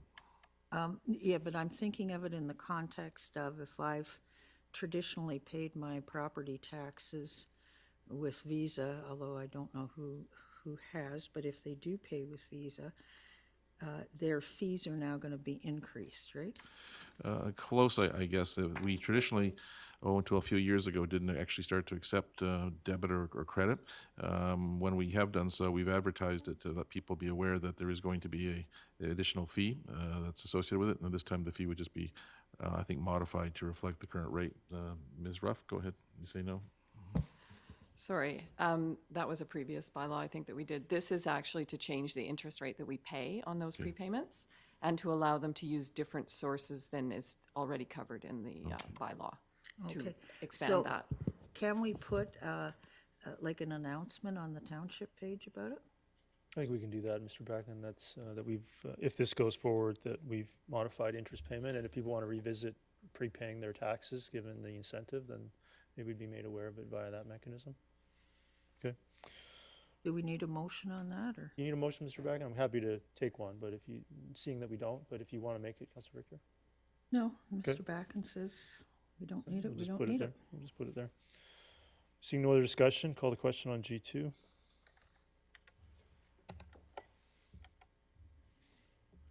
That carries unanimously. G3, 2023 Langley Annual Rates and Tax Collection Bylaw for Universal Services, bylaw number 5872. Report number 2356. Can I have a motion, please, for moved by Councillor Ferguson, seconded by Councillor Martins. I certainly have no concerns with this moving ahead. Councillor Martins. Thank you. Not a concern, but a question through your worship to staff, if I may. On the staff report on pages 2 and 3, under discussion and analysis, there's a breakdown of the different revenue sources. And what I really appreciate is in each paragraph, there's a line that clearly states the approximate impact per household, with the exception under Metro Vancouver Regional District Levy. That's not per household number there. It would be helpful if I could see that. We can bring that back. Yeah, great. So thanks. Seeing no other discussion, I'll call the question on G3.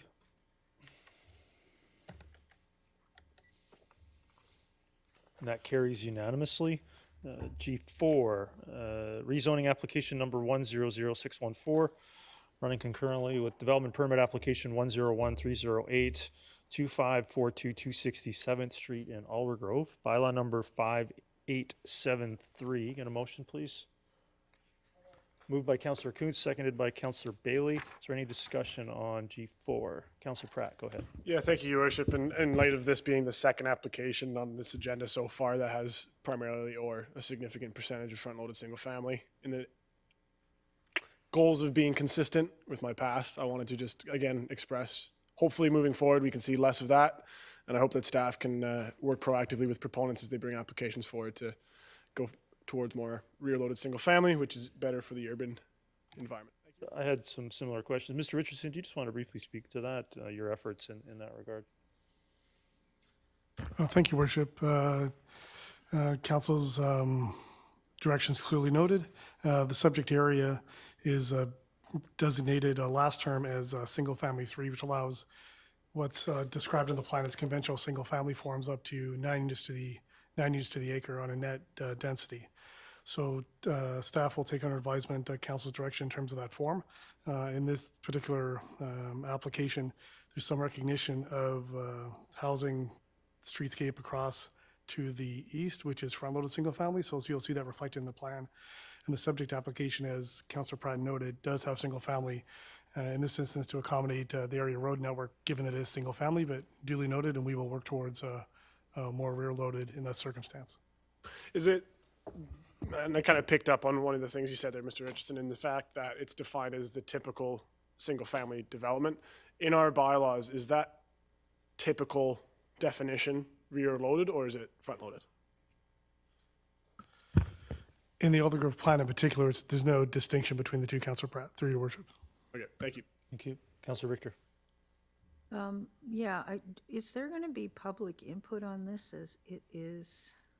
As of right now, Councillor Richter, it would not be for public hearing, given that it is not a community plan amendment. It is not a community plan amendment.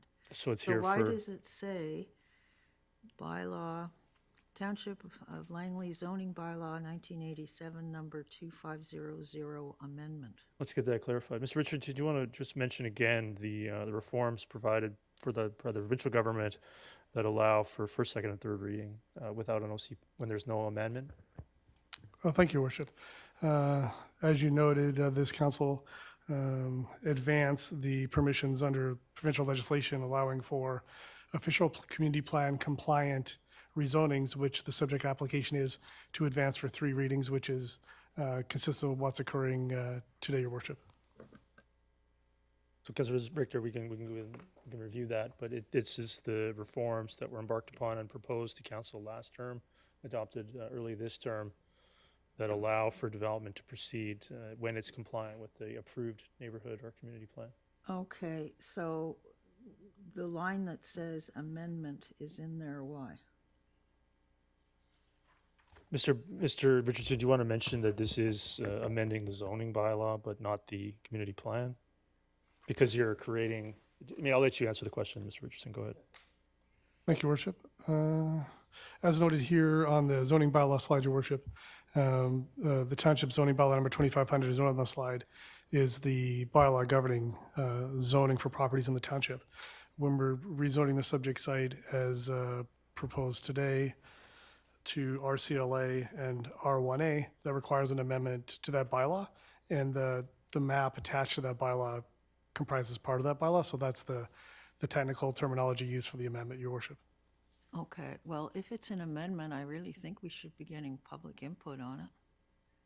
I just want to clarify, if you wish to make that motion, of course, that's in order. I just want to just confirm with Mr. Richardson that that would mean every rezoning application in the entire township, Mr. Richardson, would be an amendment to the zoning bylaw. Is that correct? That's correct, Your Worship. That's correct, yeah. So, Councillor Richter, if you wish to make Your that Worship, motion. there just is a complication as well. The cards have been mailed out, Ms. Bauer. Maybe you can comment.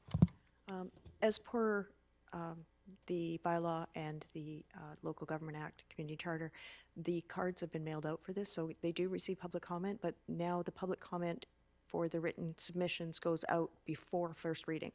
So the cards were mailed out to the applicable residences, and they were invited to provide public comment. In this case, we haven't received any. And there'll be public comment via written submissions. By written correct? submission, Yeah. yes. So there is still notification, which is not what, that's not public input. They're not providing input necessarily. There's no formal process for input, but they are notified of the application, and they are notified that they can submit a written submission pertaining to it. Yes, they are. And when were the cards mailed out? They would have had to be mailed out within the last 2 weeks. There's a certain number of days they can go before, so they've just recently been mailed and received. Okay, thank you. Thank you. Seeing no other discussion, call the question on G4.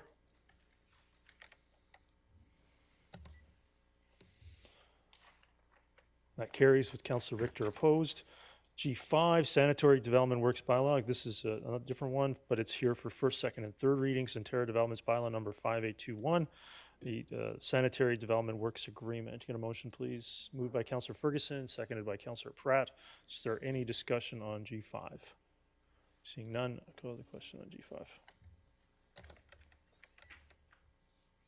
That carries unanimously. G6, also for first, second, and third reading, rezoning application number 100570, bylaw number 5789 in regards to 62 townhouse units in Willoughby. Is there any discussion? Motion, please. Moved by Councillor Pratt, seconded by Councillor Van Popta. Councillor Pratt, go ahead. Yeah, thank you, Your Worship. And I just wanted to take a moment to first thank fellow Councillor Van Popta for including me in a conversation with staff on this specific application, but about applications in general, being a little bit more proactive in trying to protect some significant trees on sites.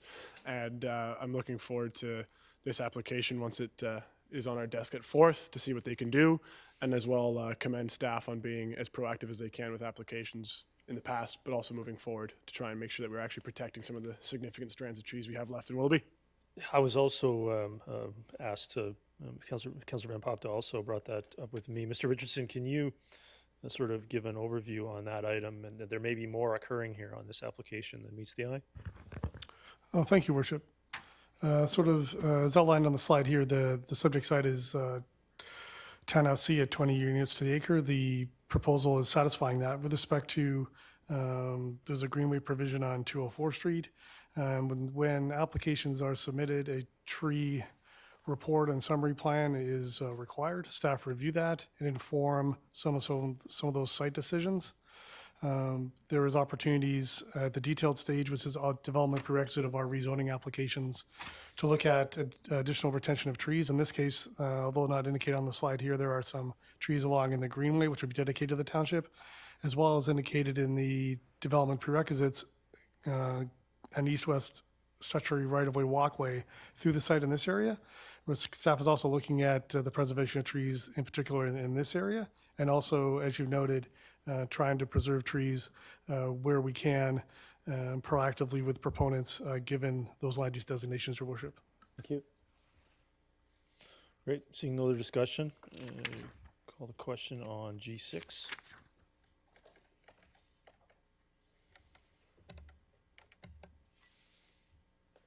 That carries with Councillor Richter opposed. G7, rezoning application number 100664, running concurrently with development permit application number 101244, bylaw number 5864, facilitate the development of 371 apartment units and ground floor commercial space. Get a motion, please. Moved by Councillor Bailey, seconded by Councillor Pratt. Is there any discussion on G7? Seeing none, I'll call the question on G7.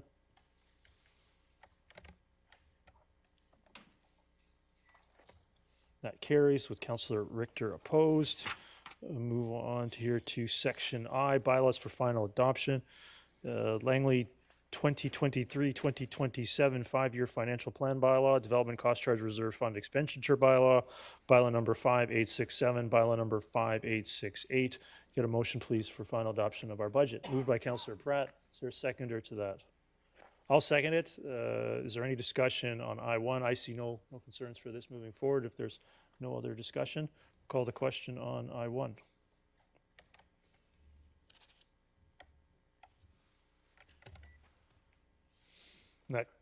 What happened? That carries with Councillor Richter opposed.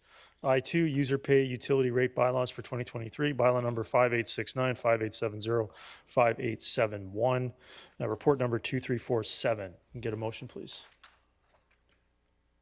Moved by Councillor Pratt, seconded by Councillor Ferguson. Is there any discussion on I2? I think I said Ferguson, did I not? Did I? I said Councillor. So that was moved by Councillor Bailey and seconded by Councillor Ferguson. Great. Yeah. Is there any discussion on I2?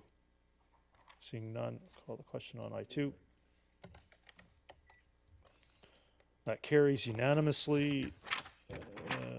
J1, correspondence regarding 2025 Asia Pacific City Summit. Get a motion to receive the correspondence. Moved by Councillor Pratt. Is there a seconder to that? Seconded by Councillor Kunst. Councillor Ferguson, go ahead. Yeah, I noticed that there's information from Metro Vancouver about this 2025 Asia Pacific City Summit. I'm not sure if there's a possibility of looking at our neighbor Surrey and perhaps others from south of the Fraser. We may want to just have a quick conversation with them to see what they're doing. That would be my suggestion to staff, just to watch that, see what they're doing, not to really take too much action. It's just to share, see if there's something that south of the Fraser is going to do. Thank you. Thank you. Yeah, I don't have any interest in an expression of interest for this year. Yeah, I understand. Yeah. Any other discussion? Just get a motion on receipt.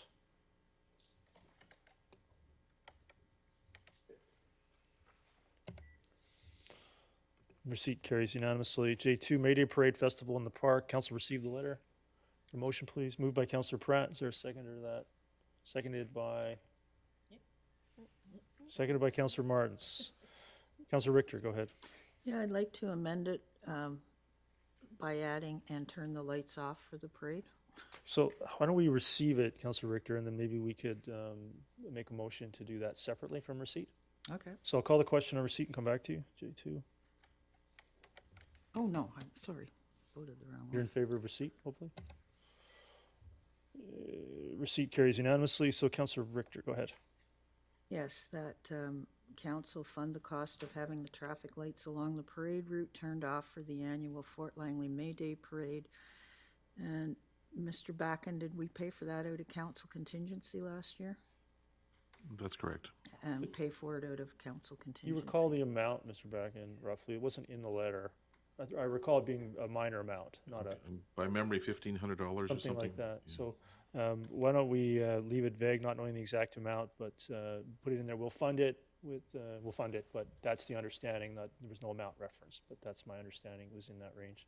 So I'll second. My motion just said turn the lights off and pay for it. Well, consider funding the cost of having the traffic lights along the parade route turned off for the annual Fort Langley May Day Parade and to pay for this from council contingency. Yeah, so I'll second that, but there's no amount specified, so just as long as we all agree that that's roughly the amount we're looking at. Is there any discussion on that? Okay, so open up a secondary motion. No discussion. I'll call the question on J2.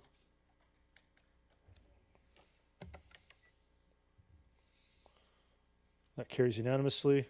Anything else on J2? No, not seeing anything. Move on to K1, Seniors Advisory Committee minutes from March 15th. Get a motion to receive those. Moved by Councillor Pratt, seconded by Councillor Martins. Any discussion on those? None. Call the question on K1. That carries unanimously. K2, Seniors Advisory Committee recommended motion regarding their work plan. Get a motion, please. Moved by Councillor Martin, seconded by Councillor Ferguson. Any discussion on K2? Seeing none, call the question on K2. Carries unanimously. Mayor and council report. I'll make another report, and I'll try for the first meeting in May. Is there anybody else has a council report or a Metro Vancouver report? Feel free to combine them.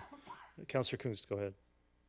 Yeah, I attended the Fraser Valley Diking AGM with a couple of members of council, Councillor Pratt and Councillor Rand. And one of the things that I promised that I would do was that once they have the dredging report, they're very interested in what council is going to do, or they're interested in the report. So if I could just ask staff to make sure that they send that report off to the Fraser Valley Diking Association. Thank you. Thanks. Councillor Van Popta. Yeah, I had a Metro Water Committee meeting last week, and not much to report there. It was a meeting where we were receiving a bunch of reports from other committees, from subcommittees, or sub-associations, etc. But we do have a field trip planned for the end of May that I'm looking kind of forward to. We're going to visit the different watersheds and a lot of the construction projects as it pertains to water infrastructure around the region. Great. Councillor Ferguson? Yes, I also had a meeting with a joint meeting with the Solid Waste and Zero Waste Committee of Metro.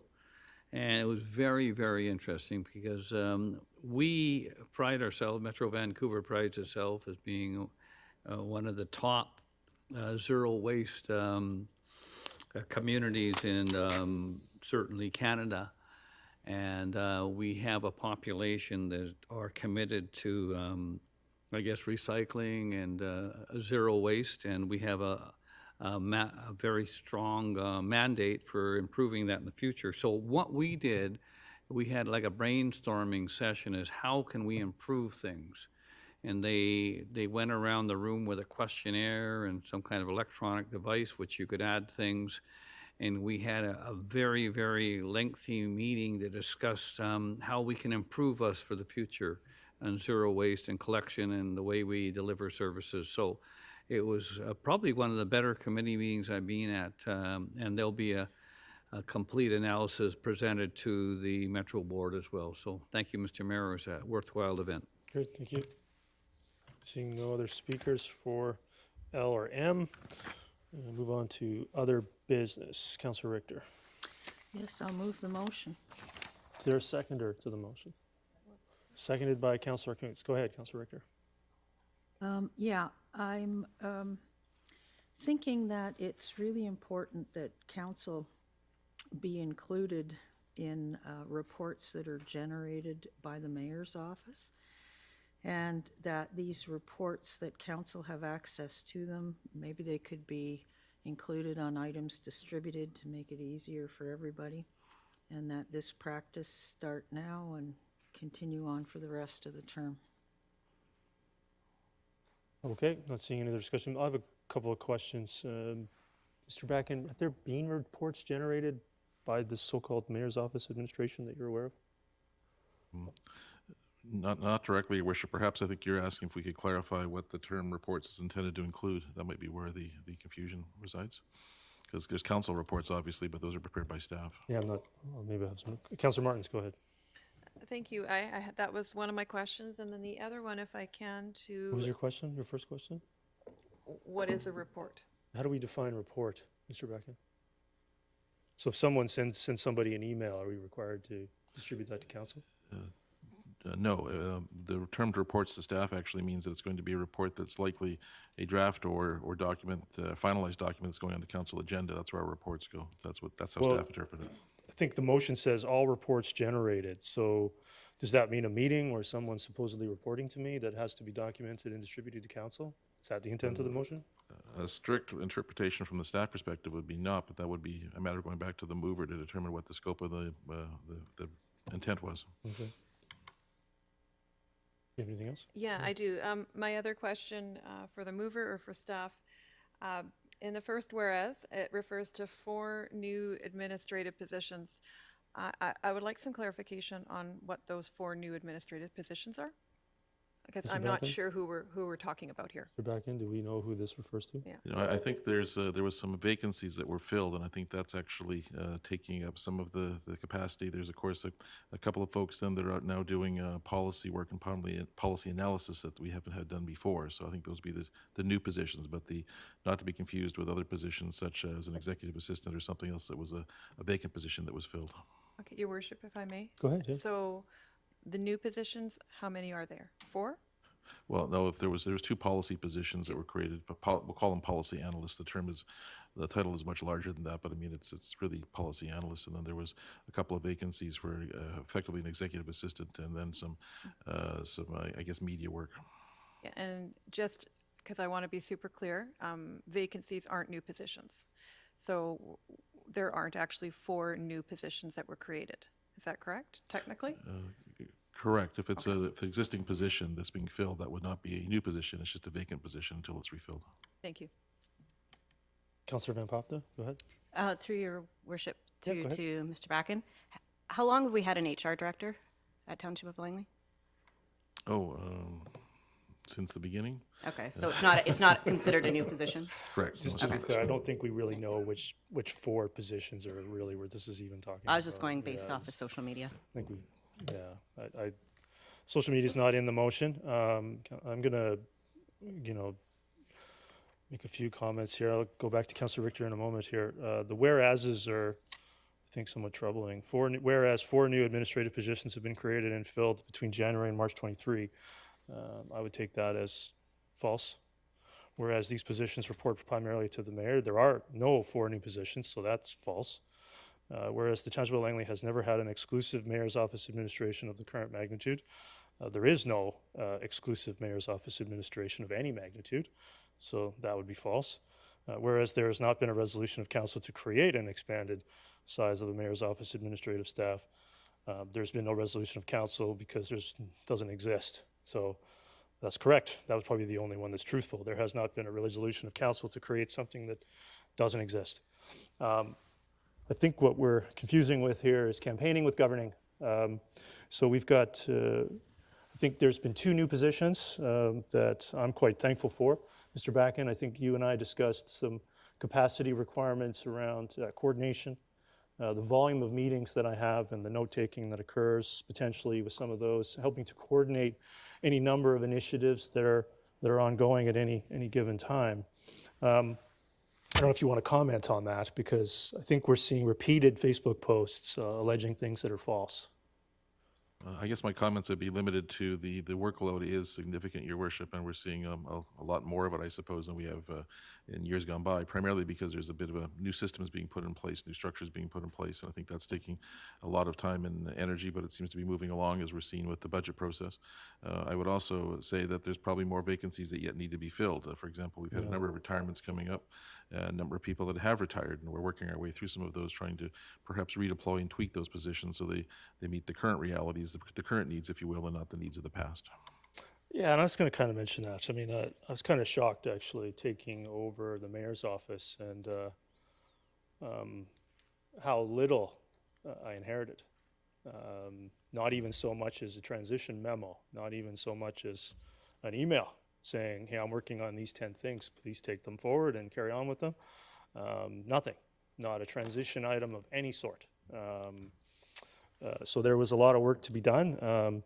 And I think what I concluded by Christmas was that maybe my ambition for what the mayor's office and the mayor's position can achieve is larger and bigger than some others who've held the office prior to me. And I've got a tremendous amount of items that I want to bring to council that I ran on to achieve, that a lot of us here ran on to achieve for this community. And I can't do it on my own. And we need help from staff. And we have 1,500 employees here. And the amount of energy that has gone into criticizing two is, I want to apologize to them for it.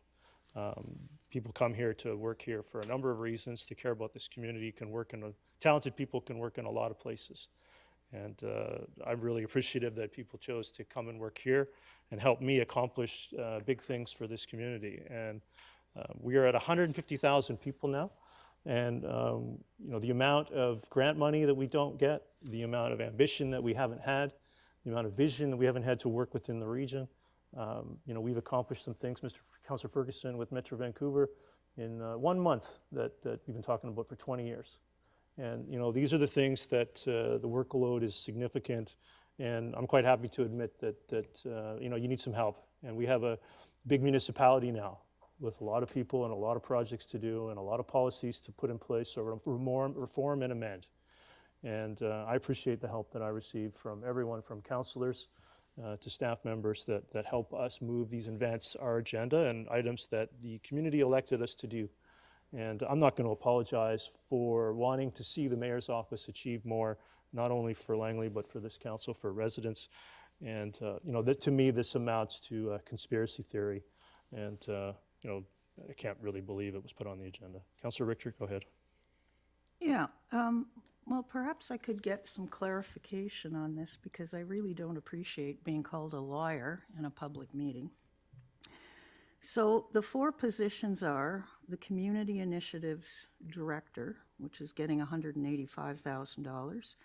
To my understanding, this position was created in December of 2022 and filled in January of 2023. The second position is the Director of Human Relations, Bylaws, and Legal Advice. Human Resources, I believe you're referring to. Human Resources, Bylaws, and Legal Advice, so bringing 3 different traditional areas together into one job. which was also created in December of 2022, has a salary of approximately $200,000 a year, and was filled in January of 2022. There is a community initiative coordinator, which was created in December of 2022 and filled in January of 2023. And that position gets $94,000 a year. And then there is a communication and media relations coordinator that was, the position was created in March of 2023 and filled in March of 2023. So do I have my facts wrong on that? And because these are 4 new positions. Mr. Bracken, I mean, I think, you know, there's so much left out of that regarding Raman Sefi's retirement, Bill Story's retirement, any number of items that I'm sure you could reference to outline how, you know, are these new positions. Thank you, Your Worship. I'll try to just, I guess, give an overview without being too specific as to the individuals, but what we did see was a number of retirements, as you pointed out. As well, we've seen some reorganization of some of the departments, as was referenced, human resources, what used to be called long-range planning, and as well bylaws under one hat, if you will. So we've tried to tweak some of the previous director positions, and we've tried to actually change their responsibilities, and that may cause some confusion a bit because it's not a straight one-on-one, but in terms of bodies, it becomes basically a straight one-on-one substitution with new and related duties. And then there was these other coordinator positions, which were much more specific, I think, than to the issues at hand, such as to policies and then communications. And I think I would say those are both work in progress. And there have been previous positions that had some of those duties as well, but not entirely all of those duties, and they've been actually elevated to be, I guess, more consistent with some of our neighbors as to the functions that are being performed. And again, that's probably where we're seeing the closer coordination with the mayor's office, because as you pointed out, there's definitely an attempt to coordinate more communications and events through the mayor's office so we get a greater community profile. Yeah, and I just want to mention too, what's been left out of this quite conveniently, is through those retirements from, you know, these are people that have worked here, you know, for 20, 30 years, Mr. Bracken, if that's not correct. These are natural people, retire all the time. And that what was identified through the budget process, I believe, was noted in the bylaw report to council, I believe approximately $1.5 million in net savings coming from the exempt layer due to some of those retirements. And this is making it sound rather conveniently that we're somehow expanding positions and spending money, when in fact we've, I think through your good effort and some realism around our budget situation, you found a number of significant savings, so the net expenditure is down. Is that correct? It is, and that continues to be our goal. And I just have to be cautious, though, as we're evolving. We are looking at filling additional positions as the needs become apparent. So, for example, if we've seen some growth in planning, licensing, and inspections, or permits, license, and inspections, there's a number of things we continue to analyze and look at. Effectively, it's coming about because we're restructuring, I guess, reorganizing a little bit in terms of trying to deal with some of the modern day demands as opposed to the traditional demands. When we see retirements, quite often we're seeing folks at the top of their ranges, and some of the savings you're referencing is we're bringing people back in at more modest ranges. Over time, they will climb up depending upon the number of years they should remain, but it's something we're trying to actively do as we try to coordinate and control. And I would just be cautious because it's always a bit of a work in progress. We may see new positions needed. We carry some vacancies. We try to preserve those vacancies by when someone leaves, we try not to fill the position for a period of 6 months so we can see what the impact on the workload is and if we can spread it around. But sometimes we do see, because of demand, that we have to fill those positions, and that analysis continues to this day.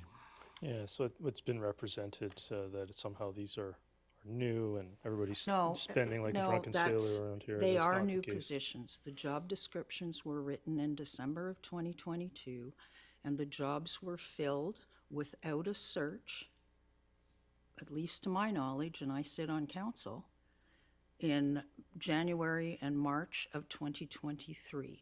Now, the funding for the positions may be coming from positions that have been retired. But Mr. Backen, just as a clarification on that one, we had what was it, a special position to mayor and council that investigated things that you referred to the position from mayor and council. And that position was filled by Mr. Story, who did retire. Now, what was the salary range for his position? Your Worship, I'd have to go back and look, but I think it was in the, for that position, not Mr. Story directly, I think it was in the 125 to 145 range, something in that era. Okay. Yeah. And so who's doing that job now? So the responsibility has been split several ways, from the manager of bylaws to the one of the director positions you related to as well, and as well some of the some support staff that go along with it, and I think that's where it causes confusion. Okay, so the community initiatives director is getting $185,000 a year. So these aren't lower paid jobs compared to the people who retired. No, that's correct. There's been some adjustments made because of market conditions as well, but I wanted just to conclude the thought that you raised.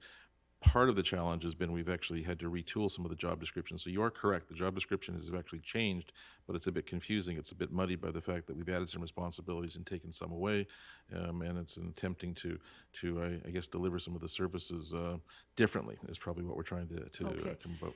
Could you just let Mr. Bracken answer questions before you interrupt him? So Councillor it's, Ricker? in that regard, it does become difficult to track, and there have been some, I guess, economic adjustments that have been necessary simply because when we found out, well, the I guess, pay scale in this modern era has to reflect some of the challenges we're seeing in recruiting, and part of those things mean that we've had to do some adjustments on the fly to be competitive with our neighbors, and I guess that was going to be my only other comment, Your Worship. Go ahead. Okay, the other question that I would ask, and I don't want to put Mr. Bracken on the spot here because I'm not here. That's exactly what you've done, Councillor Ricker. No, that's exactly what you've engineered that I'm doing, because you keep putting me on the spot and saying I'm a liar, so now I have to prove I'm not lying about the information that I have. These positions don't Let's report be to me. clear, Mr. Mayor. Whereas these positions report primarily to the mayor. Characterizing you in that way is not difficult. So, Mr. Bracken, Councillor in the Ricker. time that you've been administrator, and I believe you started in 1996, is that correct? So you've been here almost 30 years. Thank you for the reminder. But in the time that you've been here, has the mayor ever had people reporting directly to him? The short answer is yes, but I've got to qualify that. Back in 1996, there was a number of changes that were made due to retirements. People wanted to retire and they wanted to go on to other things. That caused a different alignment in our reporting structure, where there was more interaction for that term, say between certain staff and the mayor's office. I draw that analogy because I think that's what we're seeing this term in terms of more direct relationships. The way we structure it, though, the staff are technically all reporting through to myself. There are some exceptions, I suppose, but through two staff members. But the actual policy work and relationships are being dealt with much as they were way back when, and there was certainly an interlude in between where that was not the norm, but it has something we've been seeing in other communities. So there are close working relationships now between staff and the mayor's office, as I have seen before, that did not exist for 20 or so years that we've seen, and it's something that I've seen in other communities, but it's something that really reflects the flavor of the community in terms of as they proceed with their electoral process and elect who they feel is appropriate to lead the community. Okay, and in the time that you've been the administrator, have all positions reported to you? Because in the time that I've been on council, that has always been my understanding, that council has one employee and one employee only, and that is the administrator.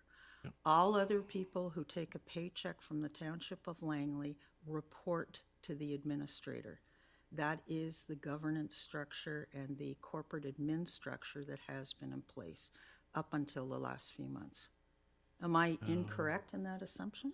No, I think you're referring to the traditional view we hear from the consultants as you articulated, that there is one employee and that employee is out of council.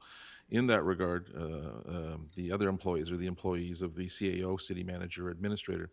In this circumstance, I guess that's what I'm trying to articulate and perhaps not doing very well, is indicating that the strict reporting relationships in terms of I guess, accountability or performance reviews or compensation, still maintain that traditional approach.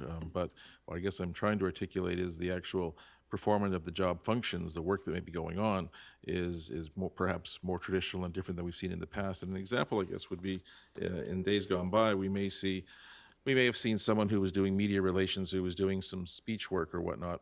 That would have been done directly with previous mayors, and it may be being done with this mayor. The difference, though, may be in the formulation and the research of those, which may be, as it was back many years ago, much more of a composite approach where there may be, the individual mayor themselves working on it, or with the help of additional staff. So it is, I can confirm it is different, but it is something I've seen before, and it is something that I've seen in other communities. It's just something that depends upon what's happening with the electoral nature of the council itself. Okay, so what we still have 2 staff people in the mayor-council office.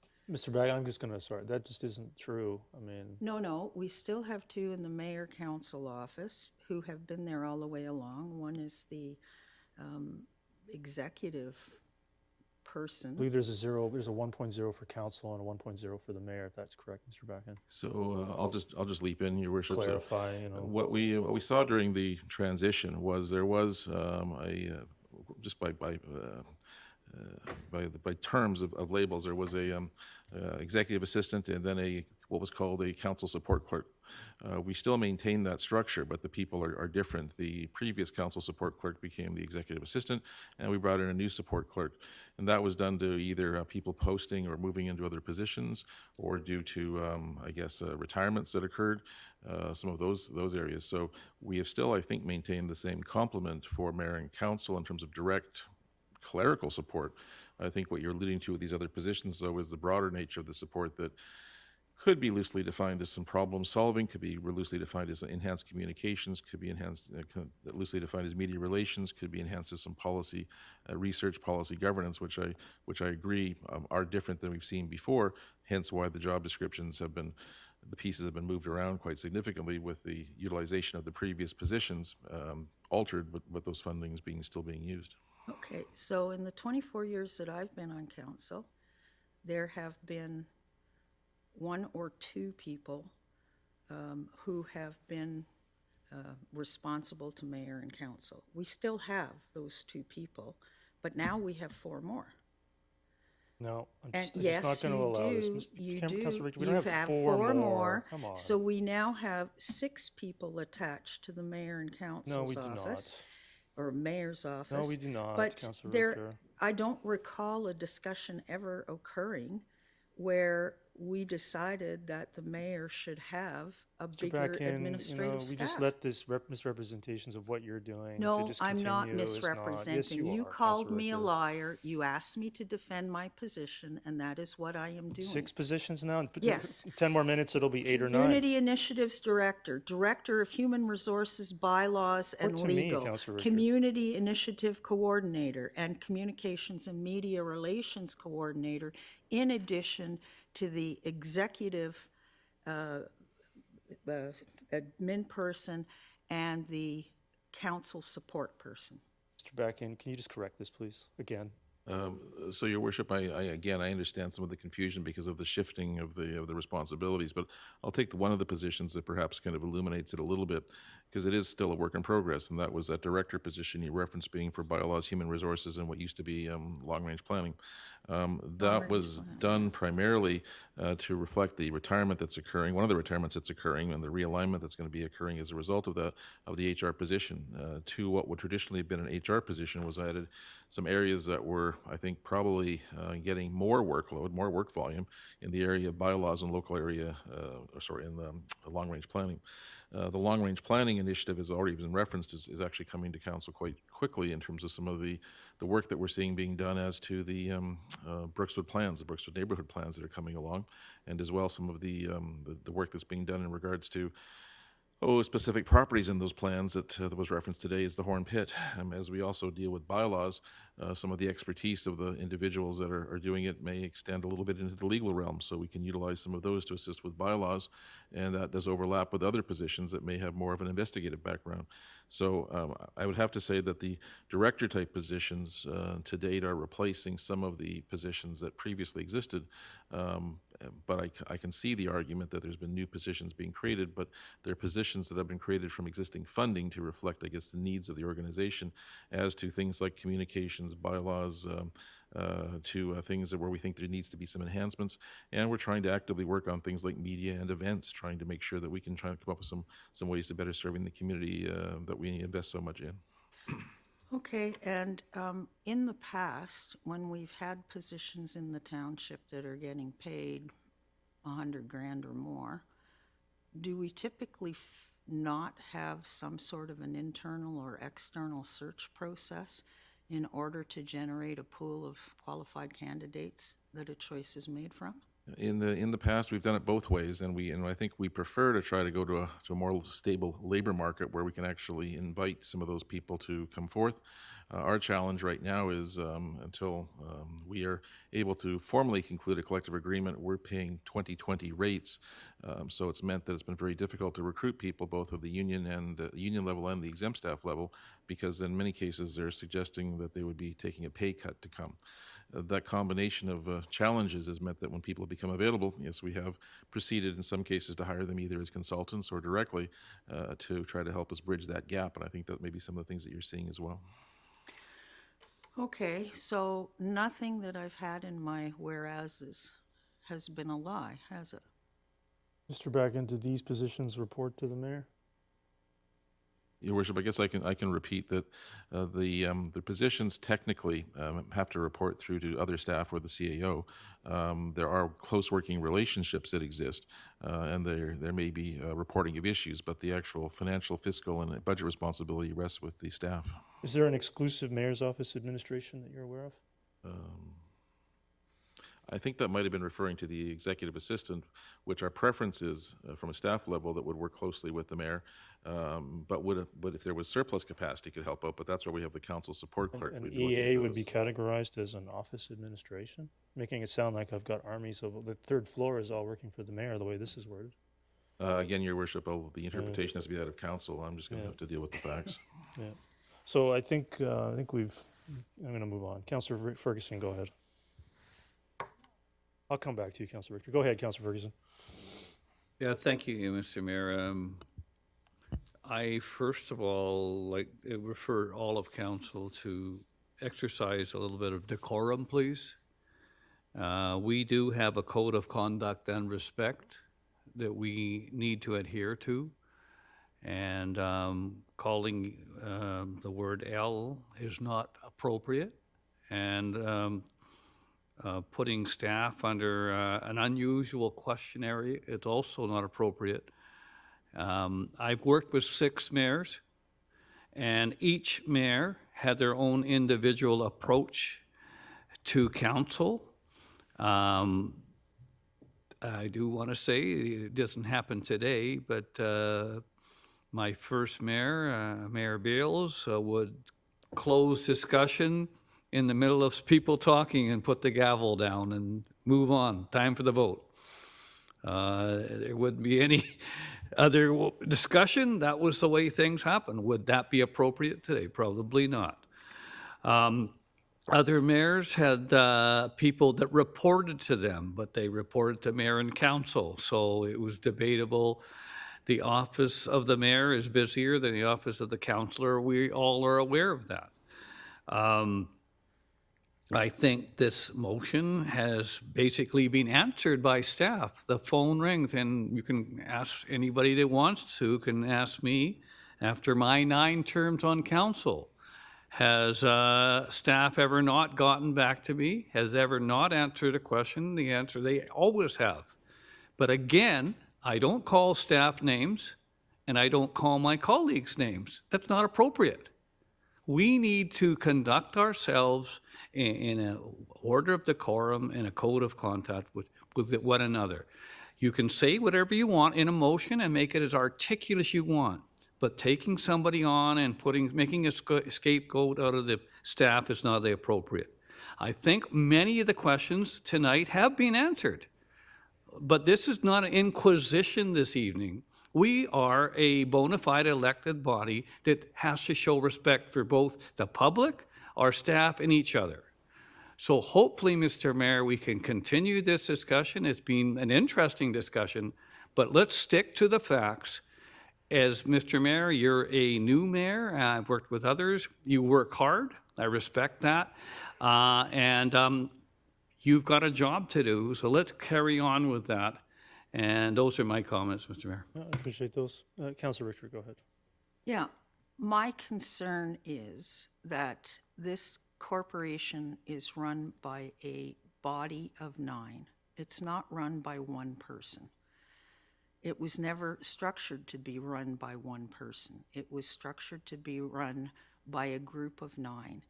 Now, if the whole group is not getting access to the same information that one person in the group is getting access to, then it's not group decision-making. And that's what this motion is intended to address. We all have to have access to the same information because we are all directors of the corporate body. And right now, I don't feel like I have access to the same information as other people on this council, and that's what I'm objecting to. But you're probably going to vote it down anyway, so let's just call the vote and get it over with. Yeah, I'm going to say a few more things about it.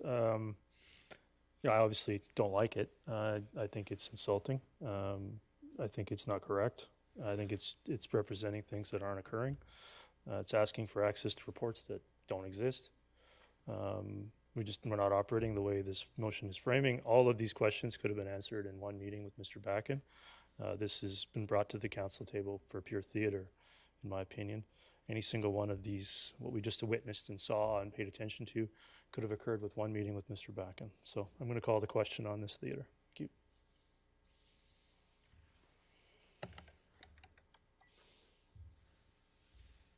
Motion fails. Councillor Bailey, Councillor Rent, Mayor Woodward, Councillor Martins, Councillor Van Popta, Councillor Pratt, and Councillor Ferguson opposed.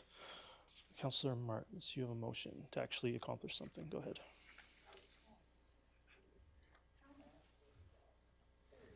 Go ahead, Councillor Martins. Thank you. The motion is for the RCMP infrastructure within the Township of Langley to be reviewed by staff. I'll just enter the motion as it's written. You want to speak to it? And then Is speak there a to seconder? Seconded by Councillor Rent. Go ahead, Councillor Martins. Thank you. Just generally and briefly, this motion is for township staff with the RCMP to consider future infrastructure needs for the RCMP and to provide a report back to council. Our community continues to grow, and with that growth, public safety infrastructure needs to keep up, and that is the spirit of this motion. Great. Councillor Richter, go ahead. Yeah, I'm wondering what the real agenda is here because I'm not seeing it clearly. And perhaps it's coming out in the B part of the resolution where it says that RCMP and staff review and consider and report to council on potential locations within the Township of Langley that could serve as a centralized location for regional teams. And particularly looking at land holdings around the Langley Regional Airport and the Township of Langley RCMP services. So what's really going on? Is there services that we want to relocate here? And if yes, what are they? And what's going to be the cost to relocate them? And where are we going to relocate them to? Like, there's an agenda here. It's not clear. And I think agendas from now on, in the interest of transparency and information sharing, should be clear. Mr. Backen, are you unclear as to the motion? Thank you, Your Worship. From the time it's been made, the staff have had a bit of a chance to reflect and talk to Councillor Martins about the intent and purpose of it. And I think I can provide some clarity.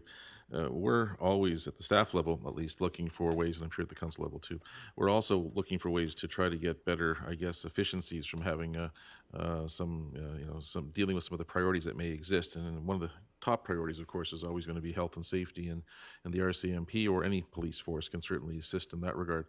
As we looked around them, there's always the traditional approach of trying to add members, which is going to be, I think, a continuing theme. But also, is there some benefits to having members stationed here that maybe have a broader regional appeal? And the RCMP actually has a number of teams: integrated homicide, integrated car reconstruction, dogs, and whatnot. And we're fortunate to have one of those teams already resident in the township at the airport with the helicopters and those folks. That made us think, well, maybe there's some advantages to at least have a conversation or try to pursue the idea of having all the teams centralized in one area. And the natural thing to do would be to associate it with the helicopter that's already here, so that would have us look in and around the airport. We've got to be mindful, though, that some of the lands that are in and around the airport are still governed by the Agricultural Land Reserve, and as such, we've got to be very respectful of them and make sure that we recognize that there are issues there that must be addressed. But we do know that if it's aviation related or other federally related, there may be some latitude that we have in expressing those. So, as I look at this motion, then I think it's actually aimed at doing a couple of things, which is looking at well, first of all, it makes the assumption that there's some benefits to having teams located here, some collateral benefits by having the members stationed working and traveling to and from here. And then it goes to the next level, which suggests that maybe having them concentrated here has some benefit. And then if we're going to go to all that trouble, we might as well look at our own long-term needs in terms of years out, in terms of what a detachment could look like, and could it fit within that model? And it might or it might not. We're not going anywhere near that at this point. We're simply, I think, looking at it in that light through those I guess prisms or spectrums to try to advance using creative, I guess, resources to deal with some of our challenges and opportunities. Okay, so we're in effect divorcing the Langley City RCMP in order to have space for expanded RCMP. Excuse me, Councillor Richter, there was a point of order raised. Councillor Van Popta, go ahead. Is I question if that's a point of order. Yeah, I think you're better off to just leave it, just let it go. Yeah. Okay, thanks. Councillor Richter, go ahead. Continue So with there's been your motions speech. in the past that we sever our relationship with Langley Township RCMP I believe there's a staff. public motion to generate a staff report to that effect. Okay, so we're now going to need that space because we're adding more police officers. We still have the rest of the 10 from the last council to arrive here, and now we've got 15 from this council coming over the next 4 years. So I would assume that those people would need the space in the vacated area of the Murrayville Hall. But why on earth do we want to get into providing regional RCMP services? I don't understand how we go from meeting our needs in Langley Township to all of a sudden meeting the needs for the region. Like, there's something missing here. Are we looking to become the RCMP central depot for Metro Vancouver? So, Your Worship, I guess I can start off then. There's two distinct elements there that could come together, but they may not come together. I guess one is, as you referenced, a public report on de-integration and or public commentary on de-integration, and there's a report that has to be compiled on that. We're looking at the pros and cons of what that may involve and what that entails, and if there was to be a de-integration, which is something that we can look at, the question becomes, well, how long does that give us additional space in the existing facility, that being the RCMP building? And that really depends upon the rate where we are increasing members. But we are learning in terms of our discussions with the RCMP that with our growing population and some of the issues that we're facing now, and likely will face in future with the arrival of SkyTrain, is that will have a radiating effect, that there is much work that can be done in terms of improving our numbers and our efficiencies, and that may give us a good lifespan in the existing facility, but it's also prudent then to look beyond that. And I think that's about as far as we've actually can go at this point. Now, if we were to take a hypothetical number of saying that all of a sudden we had 200 officers in the township, I guess the question would be, well, would another 100 or so be of some benefit to us? And now those would not be reporting directly to us. They'd have a regional presence, but the fact that they are living, working, coming and going from this area does provide an additional presence. It does is a creative use of some of their resources that can benefit us. Now, that could impact other communities. It may be something that they don't wish to see. It may be something they endorse. It also depends upon whether or not we're in a geographically prudent location. We know we're geographically prudent for things such as helicopters, but we're not sure about the balance. Those are all things that I think that have to be discussed, and a dialogue has to be entered into to determine if that's something that would be prudent and worth pursuing and proceeding. And I think that once we learned about the motion, as this was a motion drafted by the councillor that we were simply consulted on, we began to understand the purpose and intent of it really being trying to utilize regional resources more effectively, our resources more effectively, and our opportunities more effectively. And I think that's what we view this as being. But again, this is a council motion, so it must be debated as such. Thank you. Seeing no other discussion, we will call the question on 02.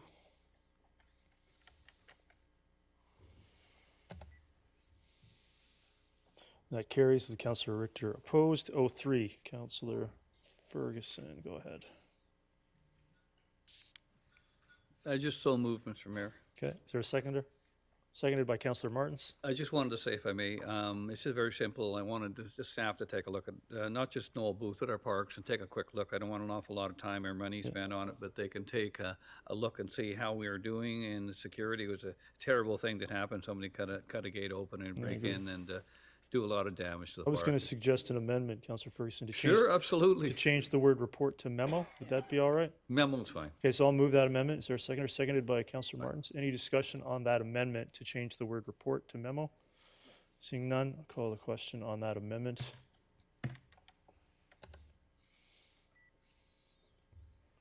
That carries unanimously, so we're back to the main motion as amended. Councillor Richter, go ahead. Yeah, I was just wondering what the problem was here. I guess because I didn't even know that there was a problem in Noel Booth Park.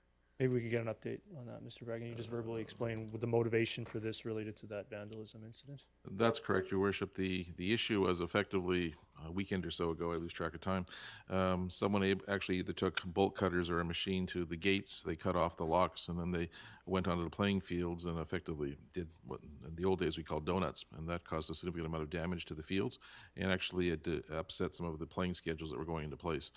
I think we've been able to actually restore the fields in the interim so they can still be used, but there's going to be a lot of work that needs to be done to bring them back to their previous levels of, I guess, high performance. So it is something that that certainly would be warranting further review of our security measures because until recently, padlocks and chains used to be sufficient, but it appears not to be the case anymore. Okay, so just as a corollary to that, were there any memos generated about this 2 weeks ago that went to council or just to some people on council? No, it actually appeared in the press. It was in It was in the press, so there was no internal reports or memos or nothing anything like came that from done a yet? member of council. This is Just want to confirm, Mr. Bragg, no secret memos were floating around the building? No the secret motion memos? before you is what staff have received from council. That's it. No secret memos, okay, good. Councillor Pratt, go ahead.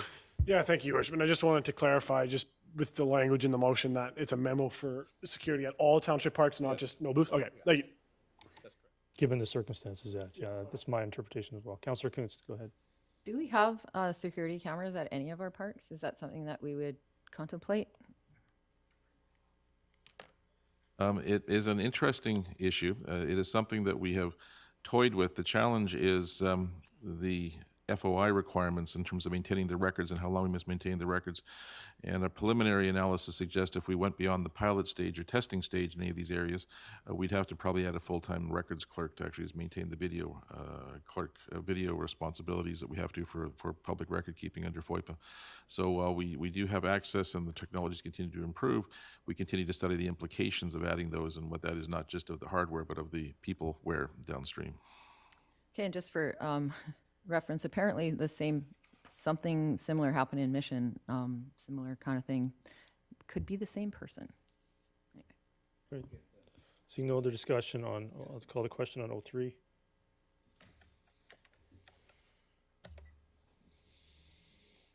That carries unanimously. And Your Worship, just to point out, we are taking plaster casts of all of your tires, but it's just incidental to what's been taking place. It's not related at all. That but seems to be the flavor of this council meeting, Councillor. We're not Councillor. I always called Mr. Bracken a Councillor, but that definitely.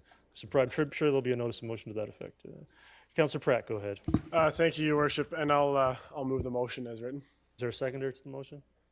Seconded by Councillor Coons. Go ahead. Thank you, Your Worship, and I want to thank staff, especially airport staff, for working with me on this over the last couple of months. This motion is intending to provide an update to the Township of Langley Regional Airport Master Plan to cover off a couple things, or I suppose a few. One is the potential future land use at the airport on the undeveloped portions of the property, which was something that staff at a high level were intending to do. And B, review the leasing model at the airport. The airport currently is a significant economic driver for the township in terms of the jobs and the outlying economic activity, but the airport could itself become even more of a valuable asset to the township if we go through this review. And then C, with the review of the tenant mix, just to make sure that as we are moving forward and as we are looking at this airport as potentially an asset that is of significant value to the township in the future, we are crossing all the T's and dotting all the I's and coming up with a tenant mix that supports what we want to achieve at the airport. Thank you. Councillor Richter? Yeah, I'm just wondering if Mr. Bracken could indicate how much a holistic airport master plan would cost. Did I miss there's no reference to the value of that. The short answer is, by recollection, I believe it was in the area of between $35,000 and $50,000, and that can certainly change depending upon if we enlarge the scope.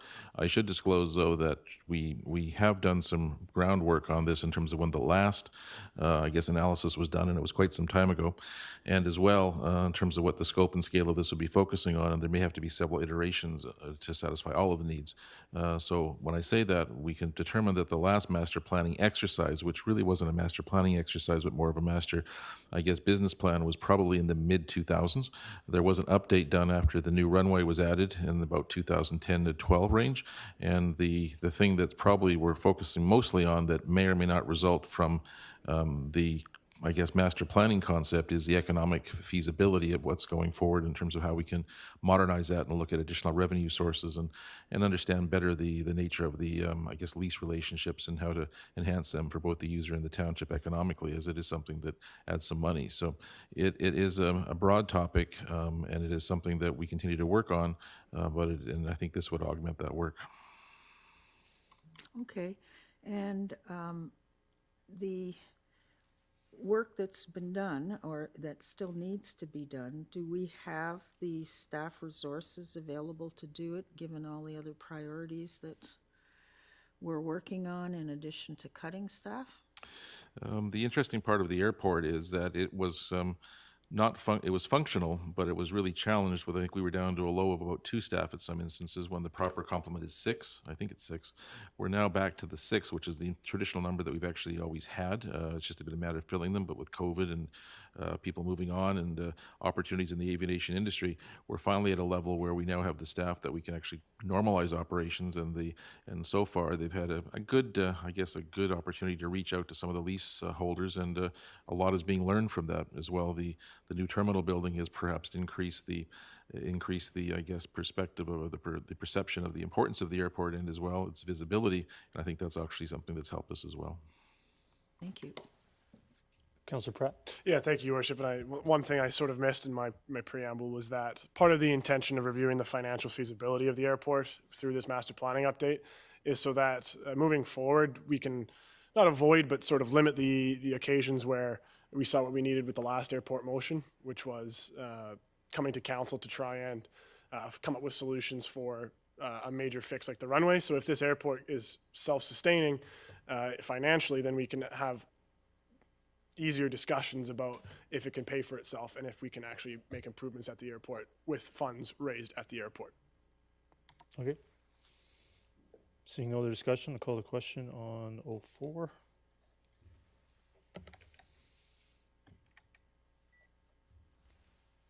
The motion fails. Councillor Bailey, Councillor Rent, Mayor Woodward, Councillor Martins, Councillor Rampopta, and Councillor Ferguson opposed.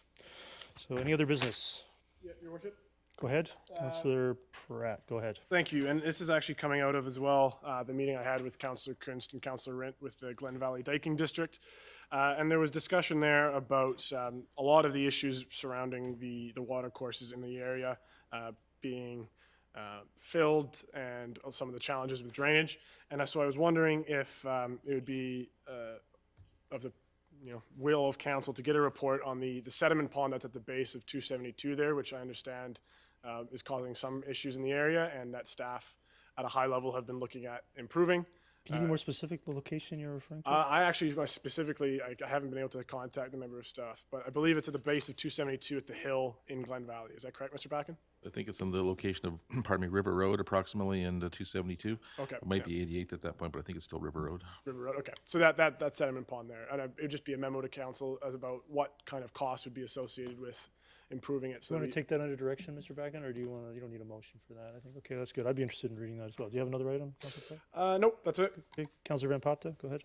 Yeah, I'd just like to get a little memo just on our green recycling program, our green composting bins, and how we might be able to allow residents to get more than one bin per house, and to make it, whether we charge or how that impacts the user fees for that. Mr. Backen, are you good with that? Okay, great. Councillor Kunst? We got a letter, and I think I referenced it earlier, about from the lacrosse people about the condition of the outdoor arena there. Is there anything that we can do to mitigate the water that they continuously have to deal with? I mean, we heard this last term as well, and is there any money that can be spent to just rectify that situation so that they don't have to continually email council? So just, so I've been in touch with Margot already, the president of Valley Ball Hockey, about, I have a meeting with her on May 5th, so. Okay, and I think this was a lacrosse. Yeah, it's the same location that they use for ball hockey, so their time allotment was canceled due to the same issue. Okay. So they were in touch with, I agree with you, I appreciate you raising it. It's been an issue for a long time, and I think it was something we've got to try to investigate. So we can either provide a memo, no secret reports will be generated, I promise. We can provide a memo, and we can distribute that to everybody on some potential solutions if that's working out for you. I appreciate that without the No secret reports will be little generated. comments. Yeah. To Councillor Ferguson's, point of decorum, I think that, we could all. Yeah, well, I take don't think we advantage of saw a that. lot of that in that motion. So is there a motion to resolve into special closed? Moved by Councillor Martins, and is there a seconder to that? Seconded by Councillor Bailey. Is there anybody that had any items? Seeing none, I'll call the question on P1.